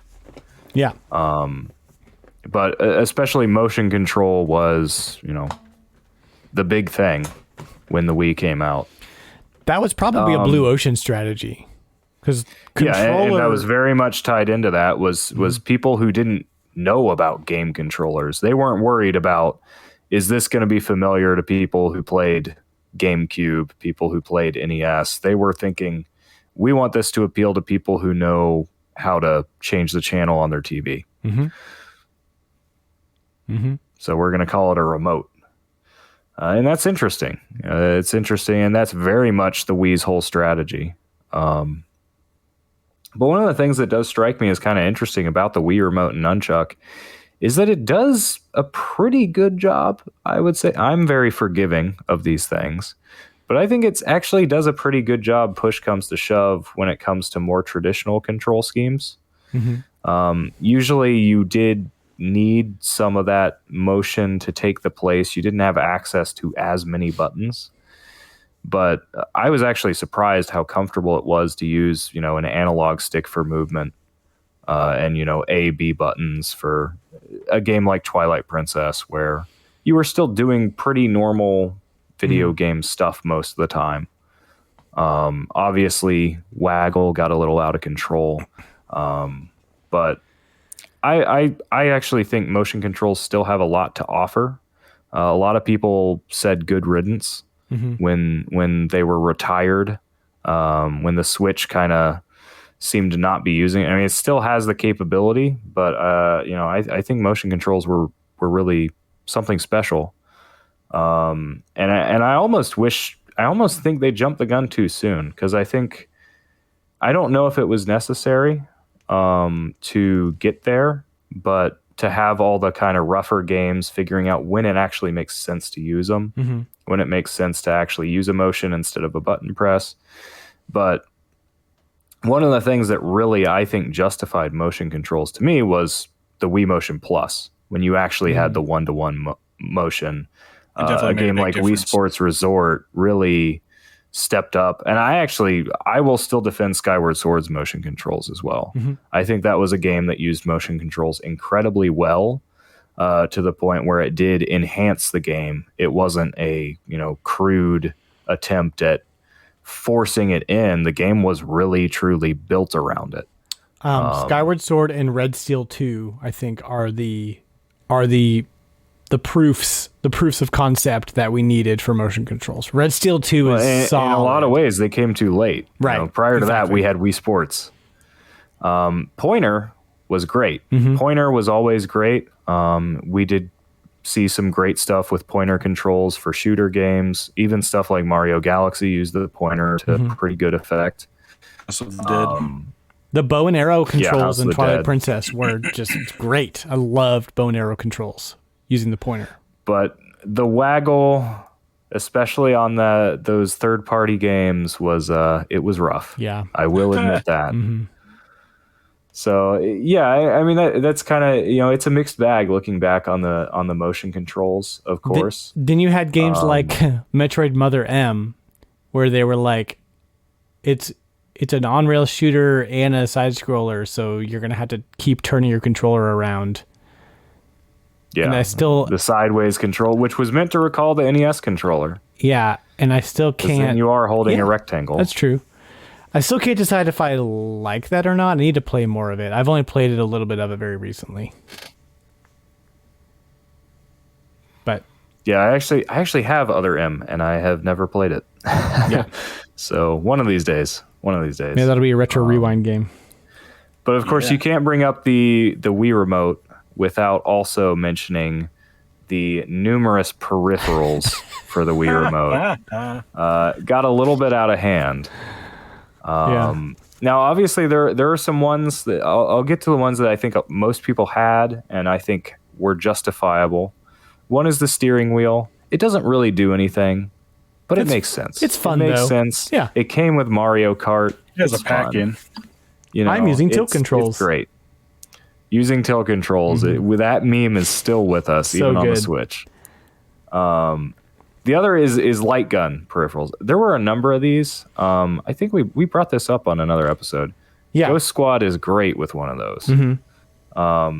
That is another one that just, it makes sense. And I think it was actually pretty well designed. You just slid the remote in, but I mean, it changed it so that you were pulling a trigger to push the button down. And that kind of made a difference. Now since the B button, which I think was what it was actually pressing, wasn't analog. It wasn't quite I mean, it was still just a digital trigger pull. Yeah.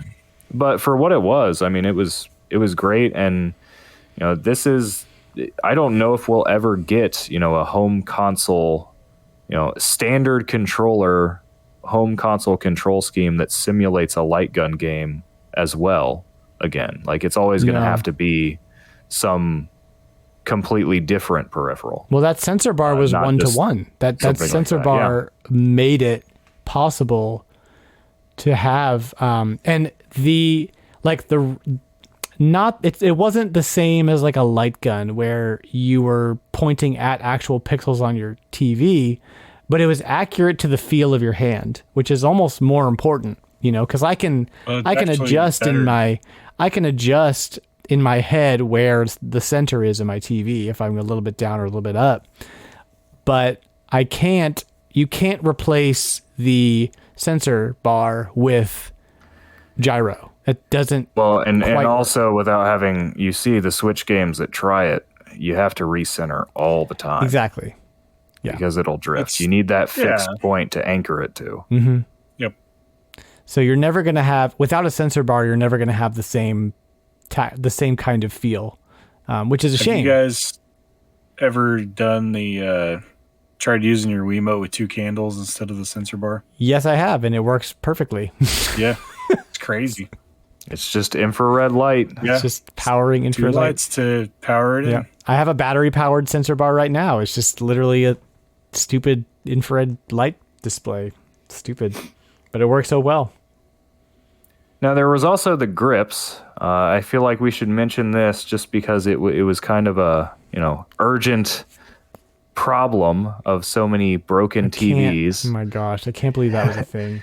That Nintendo actually was sending these out to people to, you know. Like, it literally comes with a wrist strap. We had the wrist strap already, but there was also these grips, those little sleeves you were supposed to put your Wii remote in. Did you ever use these? Never. I take them off. No. I use them, but I didn't really like them or care for them. No. They're just, I still don't really understand why, but they exist. Just had to get that out there. But of course, especially when it comes to the third parties, there were a lot of peripherals. I posed the question a little bit before the show, what you guys thought was the most unnecessary peripheral. Obviously, there are a lot of sports themed ones because Wii Sports was the big Wii game. And for some reason, somebody thought it would be a great idea to have your Wii remote go into a little tennis racket or golf club or whatever, which didn't do anything. It just made you more likely to knock something over in your room. Yeah, it made you more likely to have a cardboard box full of junk that you regret later. Wasn't there, I remember there being like a bowling ball peripheral where you put the entire Wii remote inside of something that looks exactly like a big plastic bowling ball, like life-sized. And that was your controller. And I'm like, you're not gaining anything by using this. You're not doing real bowling. Oh, geez. I'm a pro now. Yeah, I think 300 on. I think Wii the bowling. biggest misstep in the Wii generation was the lack of like a proper lightsaber duel situation. Like we got there a little bit, but nothing really did what I wanted it to do with a lightsaber, and it lended itself so perfectly. So I don't know. I don't know how we missed the ball on that one. Yeah, it's what could have been, right? Yeah. Maybe Nintendo still hasn't fully abandoned motion control, so we don't know what That's true. the next system will look like as far as controllers. But there is something to be said for this was the feature of the console. Right. You can always do this sort of stuff with, additional controller. But Nintendo's been the one that said, okay, we're going to make this. This is the default. They've always had that safety net since the Wii. They've always had that safety net of we're going to offer another controller. They had the classic controller first and then the classic controller Pro. I remember using one of these actually. Primarily, I think the initial pitch for the classic controller was you might want something more normal to play virtual console games. Right, the virtual exactly. console was new at the time, and you want 2 analog sticks and a D-pad. I don't hear a lot of people talk about the initial classic controller. The Pro, I think, became people's preference pretty fast. Yeah, the standard classic controller was almost, I think the design of that was meant to be like, let's take a Super Nintendo controller design and then add in the other pieces that we need, because this also needs to be able to play, N64 games. So we need analog sticks. Right, yeah. We need shoulder buttons. And I liked the classic controller. It's very comfortable. Yeah, I don't mind using it at all. The Pro controller obviously is the same thing with wings, so obviously that's going to be a better situation. But I got mine with Monster Hunter Tri. That was the main thing I used it to play. Yeah. And also the Wii version of GoldenEye came with a golden Pro controller. So I thought it was interesting too that it plugged into the Wii remote. Yeah, that was wireless. The initial. Instead of it being its own wireless, sort of as a cost saving measure, you just plugged it into the Wii remote, and the remote would send the signals for you.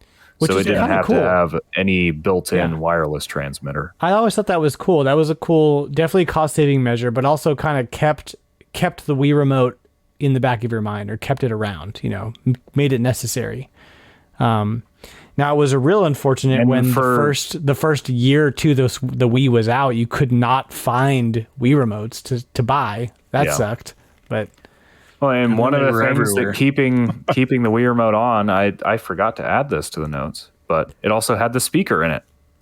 And having that Wii remote still there meant you'd still get those effects from time to time. That was cool. That was probably something a little underutilized, maybe. But it was special from time to time to hear those sounds. Big time for sure. And of course, the Wii, at least the initial model, also had some ports on it for GameCube controllers. Yes. Not saying that everybody voted wrong, that voted for the Switch Pro controller over the GameCube controller, but I do think it says something that every console after the GameCube has supported the GameCube controller in some way. From Nintendo. It's only for Smash. Well, it is the best way to play Smash. Now, hey, I will tell you, I have one of the who made these? Who made the Power A wireless GameCube style controllers? And that's the one my son wants to use all the time. That's his favorite controller. There you go. So, it's the GameCube controller. From the mouth of babes. That's all I'll say.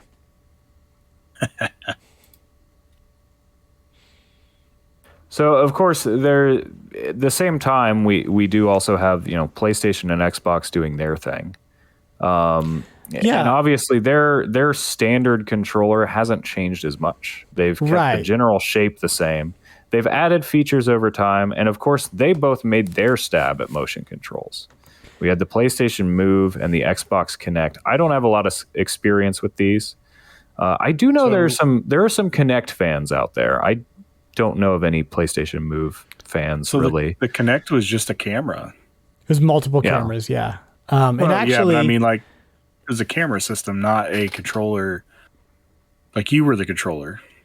You are the Your controller. body is the controller. That was the pitch. The Kinect had, I feel like the Kinect had a lot of applications outside of just being an Xbox peripheral, where you, and I see this a lot when we take our kids to like interactive museums and stuff, where there will be like an interactive wall or whatever, where like you like put your hand over the wall, over the projection, and you interact with the projection on the wall. And all of that, when you go up to the apparatus, is using Kinect to sense your movements and to react.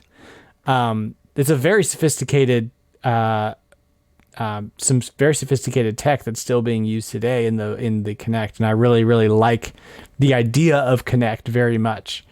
I've actually never used it outside of those kinds of applications or played a game with it. I have one, but like I don't Well, and it's interesting too because I think Xbox as a brand leaned a lot harder into this.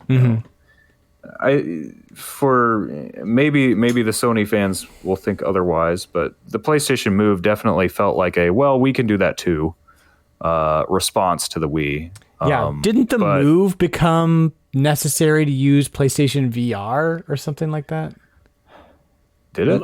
Yes. For later stuff, yeah. Okay, for some games. Now, think. really, the Move was more of a knee-jerk reaction to Xbox coming out with the Kinect, because the initial knee-jerk reaction from PlayStation was 6-axis, which was gyro controls in their wireless controller, right? Yeah, which also postponed the launch of the PlayStation 3, I believe, for a little bit. But again, it was gyro. It wasn't motion controls. It was. I mean, they can technically say they were probably the first person to put gyro, in their controller. Maybe. I remember it came with like a. They launched with like I think it was called. Was it Lair or Lair something? It was Factor 5's game Lair. Which where you pilot the dragon. It's kind of like Panzer Dragoon, but not on rails. And you use the gyro to control your dragon. And if I'm remembering correctly, I think Lair was Factor 5's last game, which is very sad. PlayStation killed him. Do you think about the legacy of Factor 5? That's very, very sad. Oof. But, yeah. But it's interesting you bring up like the non-gaming, not even just Xbox applications of Kinect, Dan, because I think that speaks a lot to Microsoft's approach at this time. They were very keen on marketing the Xbox as more than just a game system. And they got blowback for this because they wanted it to be your like all-encompassing entertainment your media hub, center. This is your media center in your home. This is how you're going to stream movies. This is how you're going to do this and that and everything. And this was the same time they were leaning really hard into Kinect because I think they were thinking about all those applications too. And they continued to. And that's really how Kinect is living on now. Just think how much Microsoft is kicking themselves for not buying Netflix and making that their streaming app for the Xbox. Yeah. Was that a thing? Was that on the table at some point? Oh, well, I'm just thinking like they both came out around the same time, the 360 and Netflix. Like, I hear you. Service. Yeah. So like if video Microsoft, streaming was still new then. Yeah, well, that's what I'm saying. If Microsoft would have been savvy to how well Netflix would have taken off, obviously nobody was. I don't think any of us was. New frontier. Yeah. Even Blockbuster they laughed at them. Yeah, they would have bought them out and been like, yeah, you're gonna be our streaming service on the Xbox, and that might have been what it took to overtake PlayStation finally. Yeah, I don't know. I mean, a lot of this bit them hard though when they wanted to make Kinect, a core part of the Xbox One, and there were a lot of things going on with how people responded to the Xbox One, but. This just did not work out well for them in the end for a variety of reasons. Yeah. I mean, let's have to see how it goes in the future. They're still battling it out over their current day console wars. Those modern it does consoles. Seem, between those big three that Nintendo is the one that is most willing to take some risks with the controller. Call them gimmicks, call them what you will. They are revisiting controller design more heavily than the other two who, they're adding features, but they're adding features to the existing design. They're not redesigning. Xbox I think hasn't that's really the difference. Changed since the original Xbox. Not much, huh? Yeah. I mean, which we talked about before is kind of a Dreamcast controller. Basically, yeah. Yeah, they added a stick. It just got a little bit more and then they never looked back. It got more attractive. Well, they just became more ergonomic over time, but I mean, as far as I know, they all have the same button layout still, for the most part. Like, they haven't really added anything. They just replaced the black and white button with an extra L and an extra R because that's what everyone else was doing. Yeah. That was the only real change from original Xbox, and now it's been the same ever since. Well, yeah, and the 360 is basically the groundwork for what the Xbox controller would be like forever after that. To the point where whenever they launch their new console, yeah, they got a new controller, but it's pretty much the same as a Xbox One. So do you guys prefer D-pad. Do you guys prefer cross sticks or inline sticks, like Xbox style versus PlayStation style, where the stick placement is? I think the cross, definitely. I mean, that's the Switch Pro controllers. Those are offset. Yeah. Or your third option, which is like the the Wii U Pro GameCube, controller, which is T-stick, which is offset. They're both up on the top. Both Why up did on they the top. do that? I don't Just to know. be different, I guess. It was like everyone else has already up the sticks in other places. Let's do this. It's fine, but it's very weird to like play a game like that. Yeah, I didn't back. like it. We'll come back to the Wii U gamepad, but I want to actually talk about the handhelds first. Yeah. Not as much to say really there, but I think handheld controller design is interesting because it's also part of the console. So you're operating under perhaps some more constraints. Mm-hmm. I don't have too many thoughts about like the Game Boy Advance, but of course the DS is another huge shift.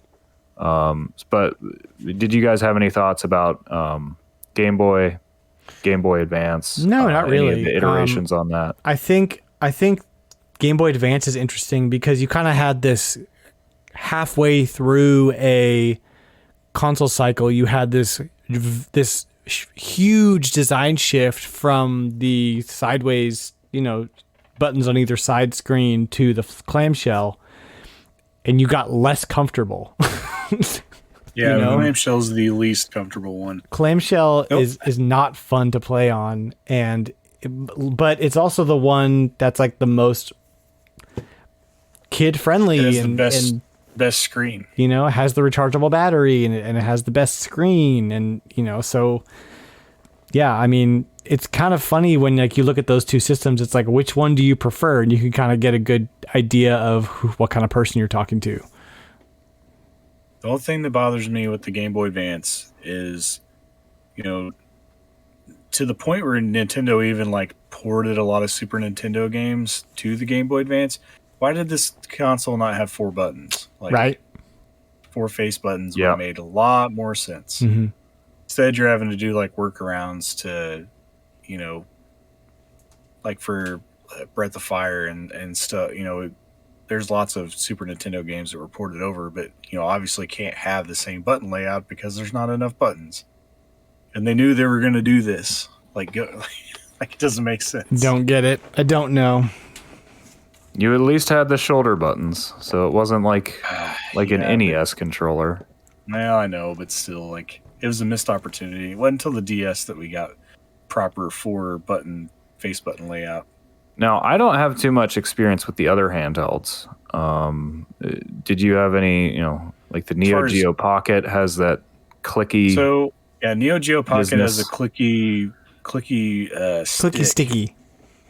Yeah, it's super, like, the Neo Geo Pocket is like one of my favorite handhelds, like as far as how it feels. Now, again, you have 2 buttons. It's very thick. NES, yeah, it's thick. Good hold. It has weight to it. Like the screen is a good size, a little bit bigger than a Game Boy, probably like 20% larger than a Game Boy. And like I said, that clicky analog, and it has an analog stick, which made it really good for shooters. Well before any other handheld was doing much of that. Yeah. Oh yeah. Well, I mean, even like a DS didn't have a proper analog stick.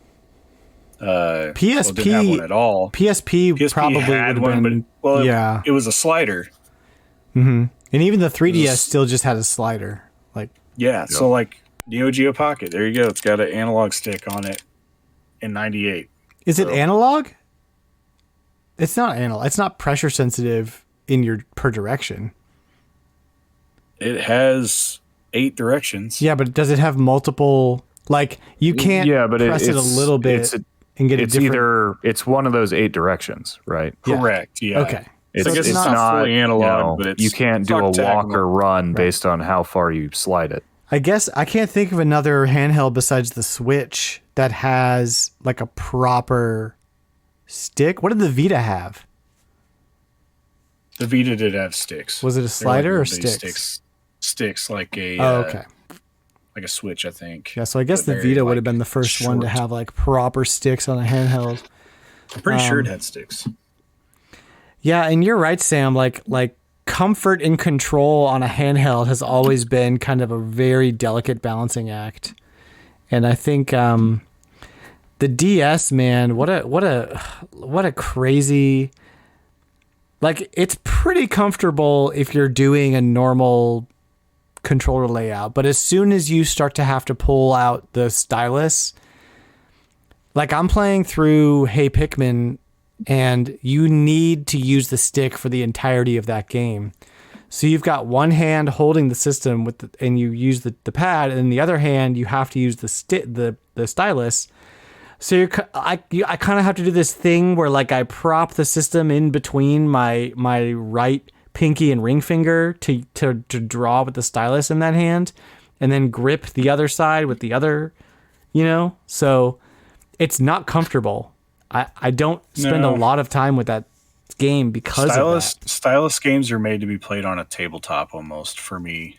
But you can't do like the problem is that, especially with Hey Pikmin, because you use the analog stick and the stylus, you have to hold it. It's weird. I mean, yeah. To me, my solution has always been I'm either playing, at the very least, I'm sitting down. Mm-hmm. I can sit it on a desk or a table, or I'm laying down on my stomach on my bed. That is my preferred way to play DS and 3DS games. Yeah, that's it. And not a lot of games require you to use both the stylus and the D-pad simultaneously. That's a pretty specific thing. Like games require people were very upset with Kid Icarus Uprising. Yeah, that kept a lot of people from enjoying that game, which is a fantastic game. That's true. Don't let that keep you from enjoying it. Yeah. But I mean, that's a lot of it was that problem because that game required a lot of using at the same time, and it was fast paced, and it would cramp people's hands up. Particularly if you were trying to, hold the system in one hand and use the stylus with the other. Games like Animal Crossing New Horizons, you could play entirely with just a stylus, which I really appreciated. And they tried to do that with like Spirit Tracks and Phantom Hourglass, and they did pretty well, but Zelda's a pretty complicated game, and so you needed some extra buttons for some things here and there. But yeah, I like both of those games. Yeah, I'll stand up for Phantom Hourglass. I think it gets a lot of shade for the controls. That game has a few problems. I don't think the controls are one of them. I think it does a great job. Yeah, I agree. Especially things like tracing a path for the boomerang work incredibly well. Man, I love those games. Been trying to hunt down a copy of Spirit Tracks, but it's tough. That guy, look at that guy. Is that Donkey Kong Hockey? Going back to going back to Kid Icarus, there was the Circle Pad Pro, which to my knowledge, the only reason it exists is because people couldn't handle the controls of this game. I don't know if anybody used it for anything else. Now, it was very helpful for a lot of games that expected you to use the circle pad and the stylus at the same time. For people who happen to be left-handed that want to use the stylus with their left hand, obviously you can't do that with the circle pad on the left side of your 3DS, and also hold a stylus in your left hand. Right. Yeah, and then later versions of the 3DS have two sticks. Right. That's a stick. Well, there's the little nub thingy. It's more like but it works. It is analogous to the GameCube controller's C stick. But it works as a pro pad. That thing's annoying. It works as well. I've actually never used this, so I can't comment on it much. The nub, oh, it's horrible. It's hard as a rock. Like, there's no feedback to whether you're actually moving it or not is the problem. You know, when you use a joystick, it moves, and you go the direction that it moves in. Well, the nub, you're like kind of like just pushing on it, and it doesn't go anywhere. Feels like you're pushing on the side of a calculator button, and you're like, what the heck is going on here? It's so awkward. The sense I'm getting is like on laptops when you have the little like nub mouse thing in your keyboard. Imagine that, but with less feedback. Yeah, with less feedback. It's like, I'm telling you, it's like pushing on a... So I'm not missing anything. No, it's not. So trying to push on the side of a pencil eraser and like trying to get feedback of whether you're moving or not. So funny. It's not fantastic. Yeah, obviously, just touch controls opened up so many possibilities. I think that really did lead to a lot of innovation. There's so much just. I think in a lot of ways, touch controls worked a lot better than motion controls. Motion controls, there was a lot of like forcing it in where it didn't make sense, wasn't really thought well through. But I think with touch controls, it just, because anything that had a menu, you could just touch icons on a menu now, and that made sense to everybody. Right. It made sense how to design it. It made sense how to use it. You know, that's really something that I think is going to stay with us. It's with us on the Switch now. It's with us, you know. It's made its way to how people use, you know, computers and tablets and what I find weird on the Switch is when I'm in handheld mode and I want to use the touchscreen to like go through menus and it doesn't work. Like it just doesn't have any programmed. Yeah, it's touch. per game. That annoys me, honestly. Every game needs to just have that in there now on the Switch. Just do that for me. To the point where Sam's making, like, the touchpad even made it onto a PS4 controller. It's very underutilized, but it's there. I mean, like, it's a fully functional touchpad. Like, it senses direction. It's really nice for navigating menus and stuff like that. I really like the touchpad for that. Before we do move on from the DS and the 3DS, I want to give a shout out to one of the less utilized features of it as a control scheme, and that is the microphone, which did get used some, but not as much. It was just kind of there most of the time. I can't think of too many games that used it. One is The World Ends With You, which used everything on that system. It had every little tiny fist thing in that system got used by that game in some fashion, which is crazy. It's like a quintessential DS game. Shout out to Dark Void Zero, a DSi game that made you blow into a fake digital NES cartridge before you played the game. Yeah. Well, and that was the interesting thing too, is it could, a lot of, you know, the basic change in that was it could tell, you know, voice from blowing. So you would have that differentiation. Also shout out to Dark Void Zero for being a better game than the AAA title Dark Void for the there you go, consoles. Big time. One of my favorite things about the DS is really just how wide the utilization was. There were some Zelda puzzles in for, I forget if it was Phantom Hourglass or Spirit Tracks, where you had to like press. You had to do like a stamp press in order to do it. You had to close your DS. Close the system, put it in sleep mode. Man. Because the game could recognize that it was asleep. Yeah. And that was really all you needed. But it's because you needed to like transfer a thing from one side of the map to the other or whatever. And it wasn't really spelled out. I think most people had to consult a guide for this. But once you learned it, you're like, oh, because I literally folded the screen. That's some Kojima stuff right there. That's like doing something physically in the real life and having it interact with the game. That was some cool and stuff. I don't know if this even counts as part of the controller, but Street Pass, that was a thing. Yeah, that's not really a controller feature, but as far as handhelds go, probably one of the coolest social features ever integrated into a handheld, and I miss it dearly on the Switch or something like it. They just dropped it. We also have the Wii U, which in a lot of ways makes so much sense because it combined motion control with touch control. That was the whole concept of the Wii U gamepad. Let's take these two, Nintendo had two big hits on their hands. We got the Wii, we got motion control, we got the DS, we got touch control. Let's just bring it all together into one system. And I don't know that it exactly worked. Well, and I think it was in just a lot of ways, like it worked. The prototype of the Switch. We wouldn't have the Switch without it. I think that the Wii U gamepad is probably one of the most comfortable ergonomic handheld, quote unquote, handheld, especially for how big it is. Gaming devices. Although in some ways it's probably because of how big it is. The people who complain about ergonomics the most are people who have big hands. But it's very it has you can wrap your hand around it. It's got nubs on the back that you can feel. It's very comfortable to hold, and it's a handheld device. It's not very heavy.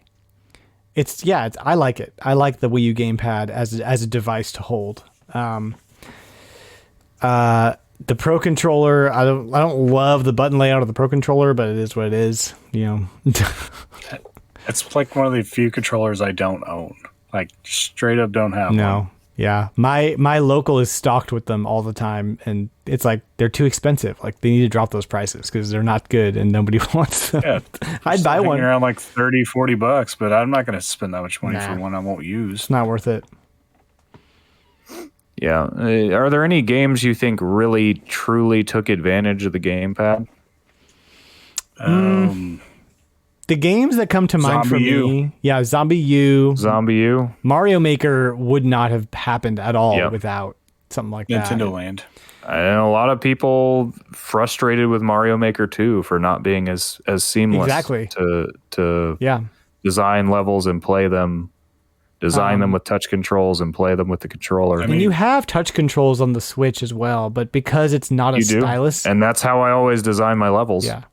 It's not as good though. Like going back and forth, the stylus controls on the Switch are not as accurate because it's a capacitive touchscreen. Yeah, and that is an interesting point because it is a talking point that people just accepted that capacitive touchscreens are better than resistive ones, and I kind of disagree. Yeah.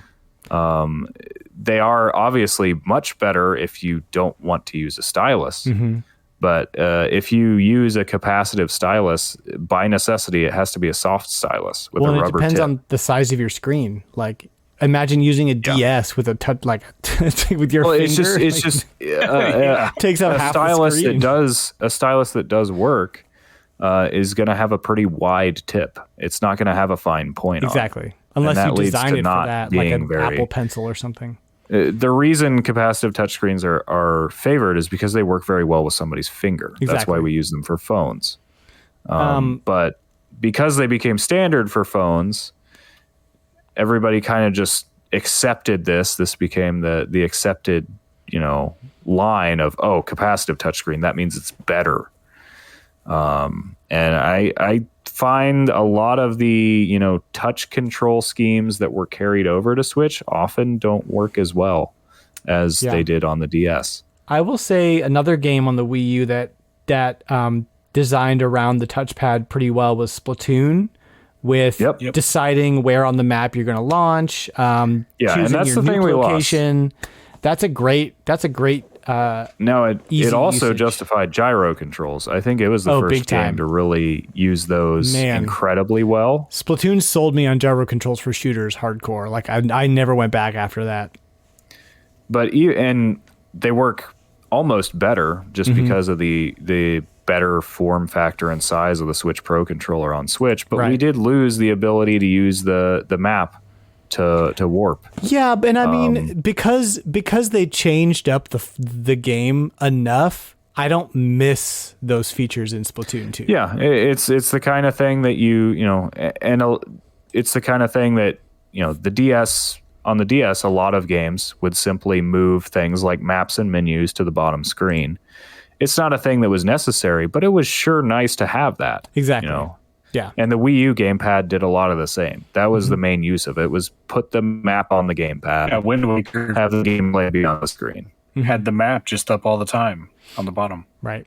If it wasn't if you weren't seeing your inventory. Yeah. Now, the big buzzword was that asynchronous gameplay. We saw that in Nintendo Land and maybe a couple other games. Nintendo Land was another one that used the pad quite a bit, but I mean, it was basically a tech demo for the pad. A tech demo that wasn't followed up by much, as it turns out. No, and it was fun. I wish we had Nintendo Land 2 on the Switch. That would have been great.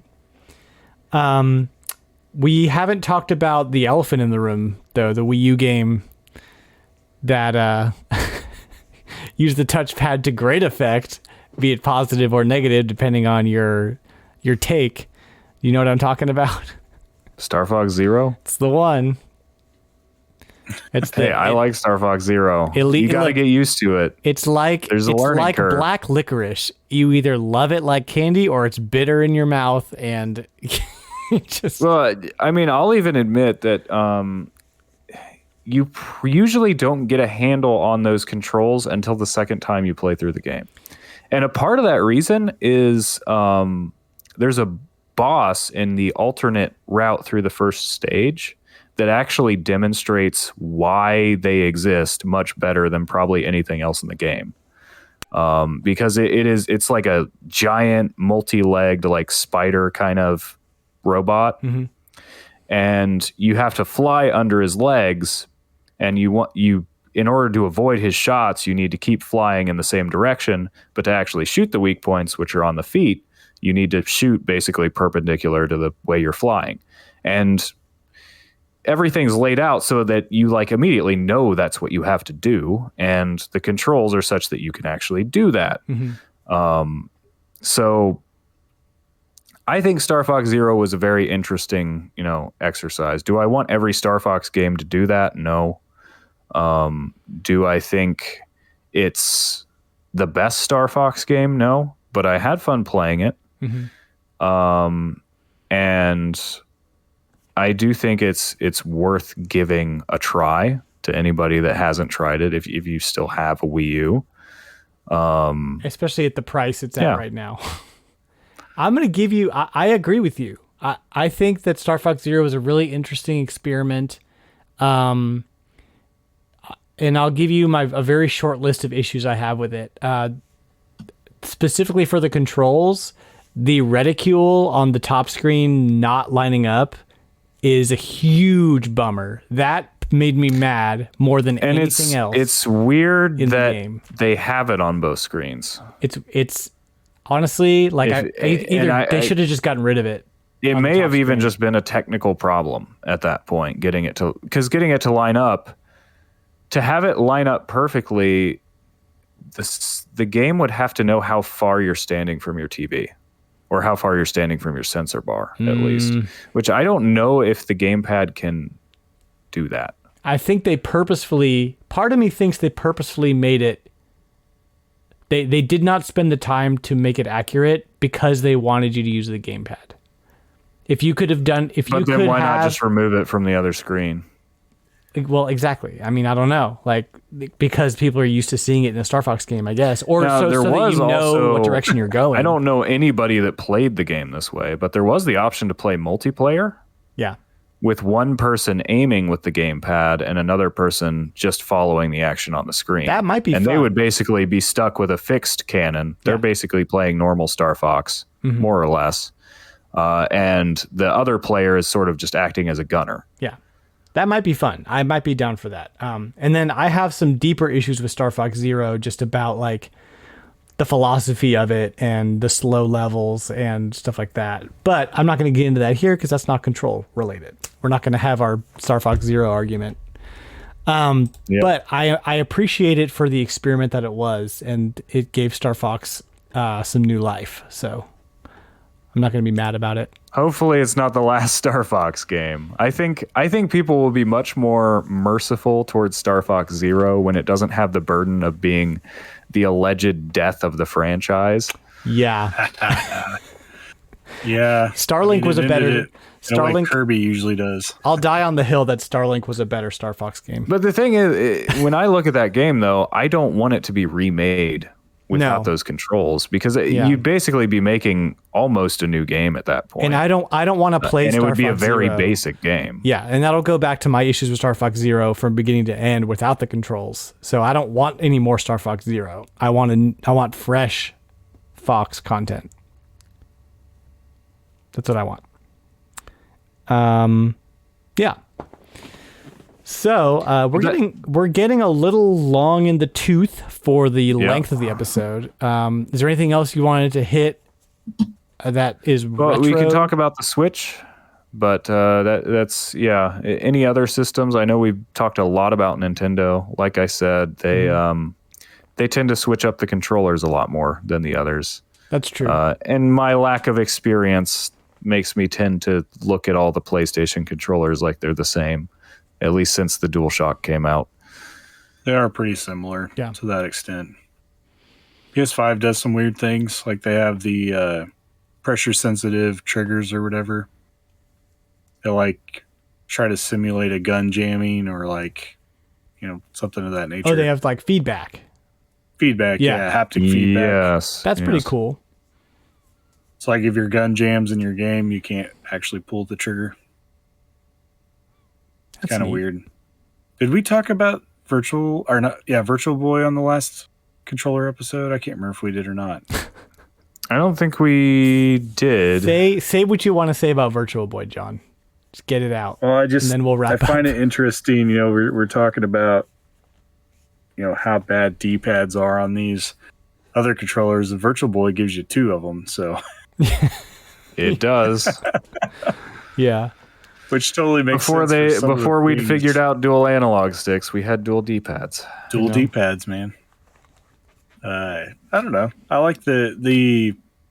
I will say that the shape of the Virtual Boy controller is comfortable. Like they did do that correctly, but it definitely wasn't going to get used anywhere else. The specific design of it was as intended, and it wasn't ever going to get brought back anywhere. dual D-pads is a game breaker for other things. Now, 8BitDo does make a pad that replaces the dual sticks with two D-pads. Why? Yeah. There it is. I never understood that one either. It's cool looking, but that's about it. Well, they also make a mouse that has a D-pad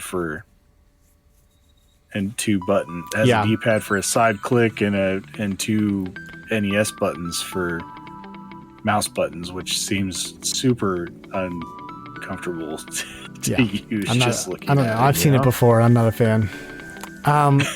But I think that's just gonna about wrap up our controller talk.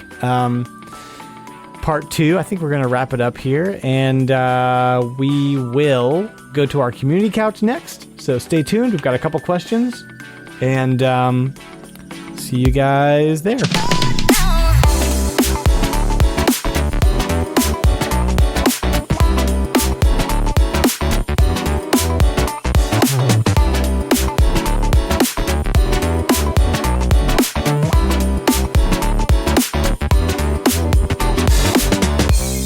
Welcome back. We are on the community couch hanging out with you guys, and we've got 2 questions from the community. If you want to submit a question, you can do that via Twitter at RetroLogic Games, or you can do it in the proper channel over at Discord. Either way, happy to have your questions. Our first one comes from LDP, co-host of the Retro Groove podcast, which is amazing. Go check that out. Not sure if this fits for the community couch. Oh, sorry. This is what he says. Begin quote. Not sure if this fits for a community couch, but putting it here in case anyone has any similar experiences. He says, I finally beat the first Resident Evil game, HD remake on Switch. In the past, I've beaten Resident Evil 2 on 64, RE4 on GameCube, Code Veronica on Dreamcast, Revelations. I'm glad I did. It's something I've been meaning to play for a while. Unlike those other games, I don't think I'll ever play Resident Evil 1 again. There's just too much about it that seemed dumb/cheap that I ultimately used a guide for the final third of the game. I currently own it for GameCube, the DS remake, and and the digital Switch version. I'm thinking of selling at least the DS copy, blah, blah, blah. TLDR, does anyone else have a similar experience where they finally played a backlog game they've collected for a while and ultimately decided they would sell it after finishing it? Like, oh, I bet this is cool. And it's not. And bye. I've considered selling my DS copy of Chrono Trigger. Often I think about selling it. Of course. I mean, I don't think I will, just because like I do feel like I'm missing out on that game somehow. Like I just missed it. I don't know what I'm missing. Well, he did say after finishing it. That's true. You'd have to finish it won't first. ever get rid of it. So we don't have to worry about Dan's copy of Chrono Trigger. No, it's firmly placed in the backlog, never to be finished. I want to give it another try. I just need some time between me and the factory. That's the closest thing I can think of. Most of the games I collect are things that, even if I play it and don't love it, it's like something that I want to own because it's a franchise I love or something. Like, I usually don't buy games that I've never played before. Yeah, what about you guys? I do. But I think the examples that come to mind for me, at least when I bought them, weren't games that were really retro. They were games that I bought and played and decided I definitely never wanted to play again, so I sold them. The two that come to mind for me are Xenoblade Chronicles 2 and Metal Gear Solid 4. Both of those are games that I just really didn't like, but I decided to finish so that I could sell them, and one playthrough was enough. Yeah. I can't, man. I don't really sell games. That's the thing. And you either, John, right? You don't usually sell. Yeah. Yeah. I haven't sold anything that isn't a duplicate or something that I wasn't intending to sell when I bought it. So even like today, going through my games and deciding what I wanted to sell, like there's a bunch of Xbox 360 stuff that I've never played that I'm never going to play, and that's all in a sell pile. Like I would have a hard time holding on to something that I knew was extremely valuable, and I also knew I'd never actually wanted to play again. Right. Yeah. Yeah. Like if Chrono Trigger ever got re-released somehow, I'd probably just sell my DS game.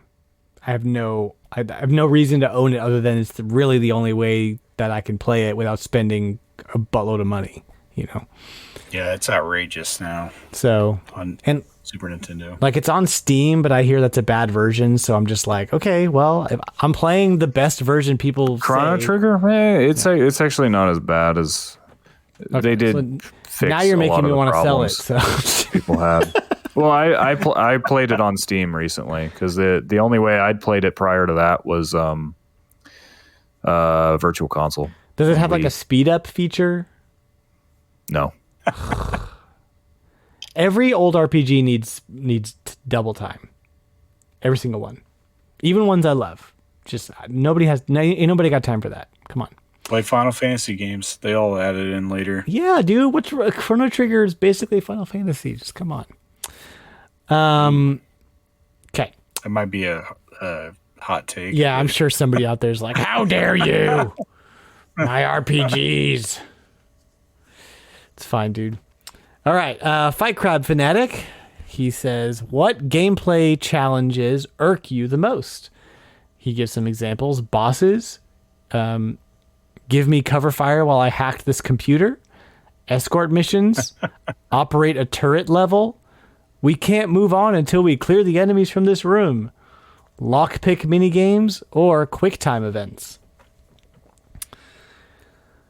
I don't think I've ever had a good escort mission. Although the game Enslaved Journey to the West for the Xbox 360 and PS3, the entire game mostly is a giant escort mission, but it's good. Like, you're not necessarily protecting her from every enemy. She also fights. It's more like the long game is bringing her to a place. And there's some places where you have to protect her, but it's not terrible. But I don't think I really enjoy escort missions so much, ever. I'm going to go with the last one, quick time events. Those are just never interesting. That's true. That tells me that you're doing the bare minimum to keep it a video game and not a movie. Exactly. Like, what am I watching? There's only a very few games that I allow it. Like Uncharted does a handful of them, and they're usually somewhat more meaningful and less like surprising than some games get sprung on you. You're just like, well, I wasn't expecting that. Like I mean, I know that's the intent, but like, it's like, come on, give it a little bit of warning, because it's just going to instantly kill you. Yeah. Like I can see it being made interesting if it's like you have two choices and you have a very short amount of time to make your choice and there's some weight to it. Like that might be a cool quick time event, but usually it's like, oh, keep hitting the A button over and over again to push this rock off of you. It's like, no, shut up. Yeah. No. I will add one too for consideration, and that is stealth missions in games that aren't stealth games. Yes. They're almost never good. No, they're never. No. One quick one that comes to mind is on Bug Fables. There's a stealth part of a chapter, and I quit playing at that point. I feel like every Zelda game has something like that in it somewhere. Yeah. And they're never great. Breath of the Wild has one of the better ones. You actually can fight your way out. It's just very, very hard. Yeah. Yeah. That's kind of just a style of play in Breath of the Wild.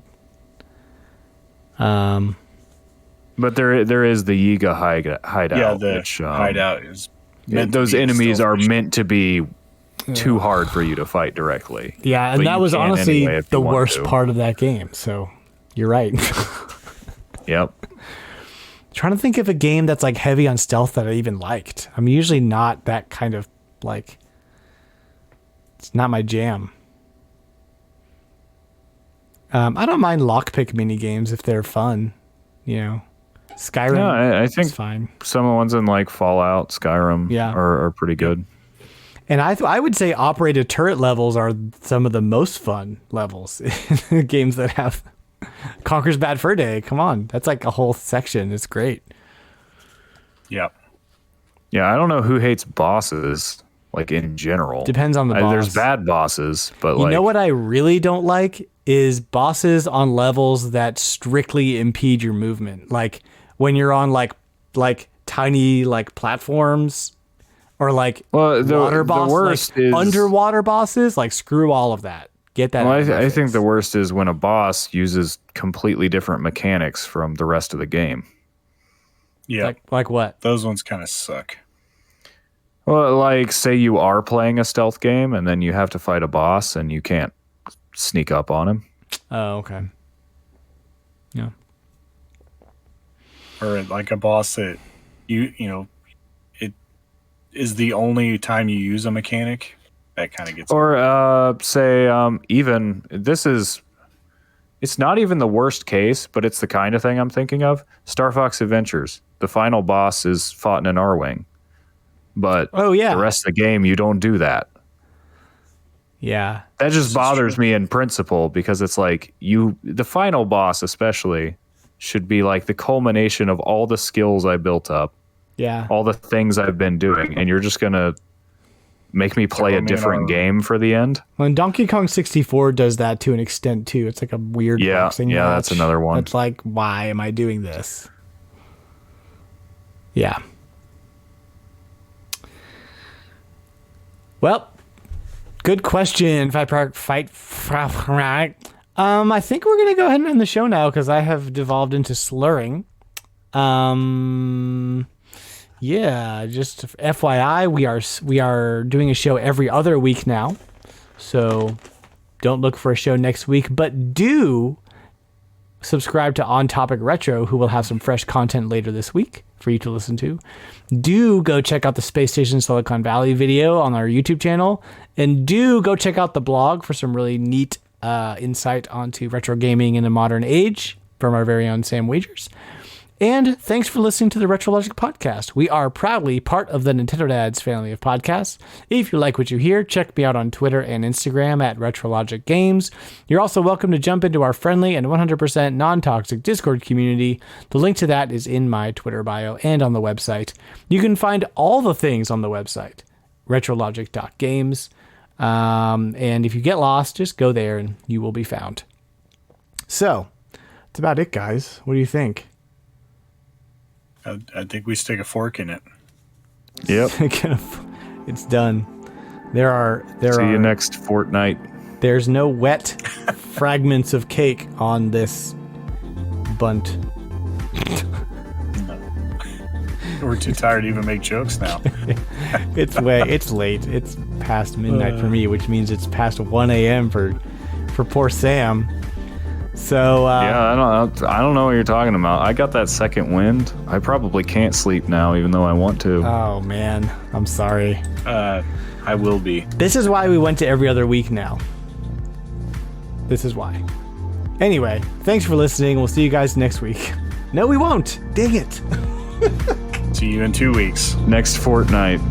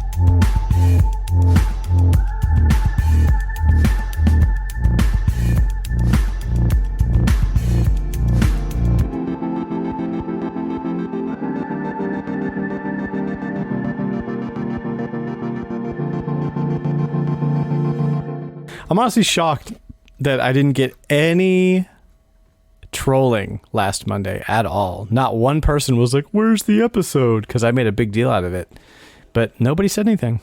I'm honestly disappointed, is what I am. I'm sad. Oh, I almost forgot. Yep, nobody said anything. So now next week, I'm gonna up the ante. We're gonna have to get somebody to throw a meme up there or something.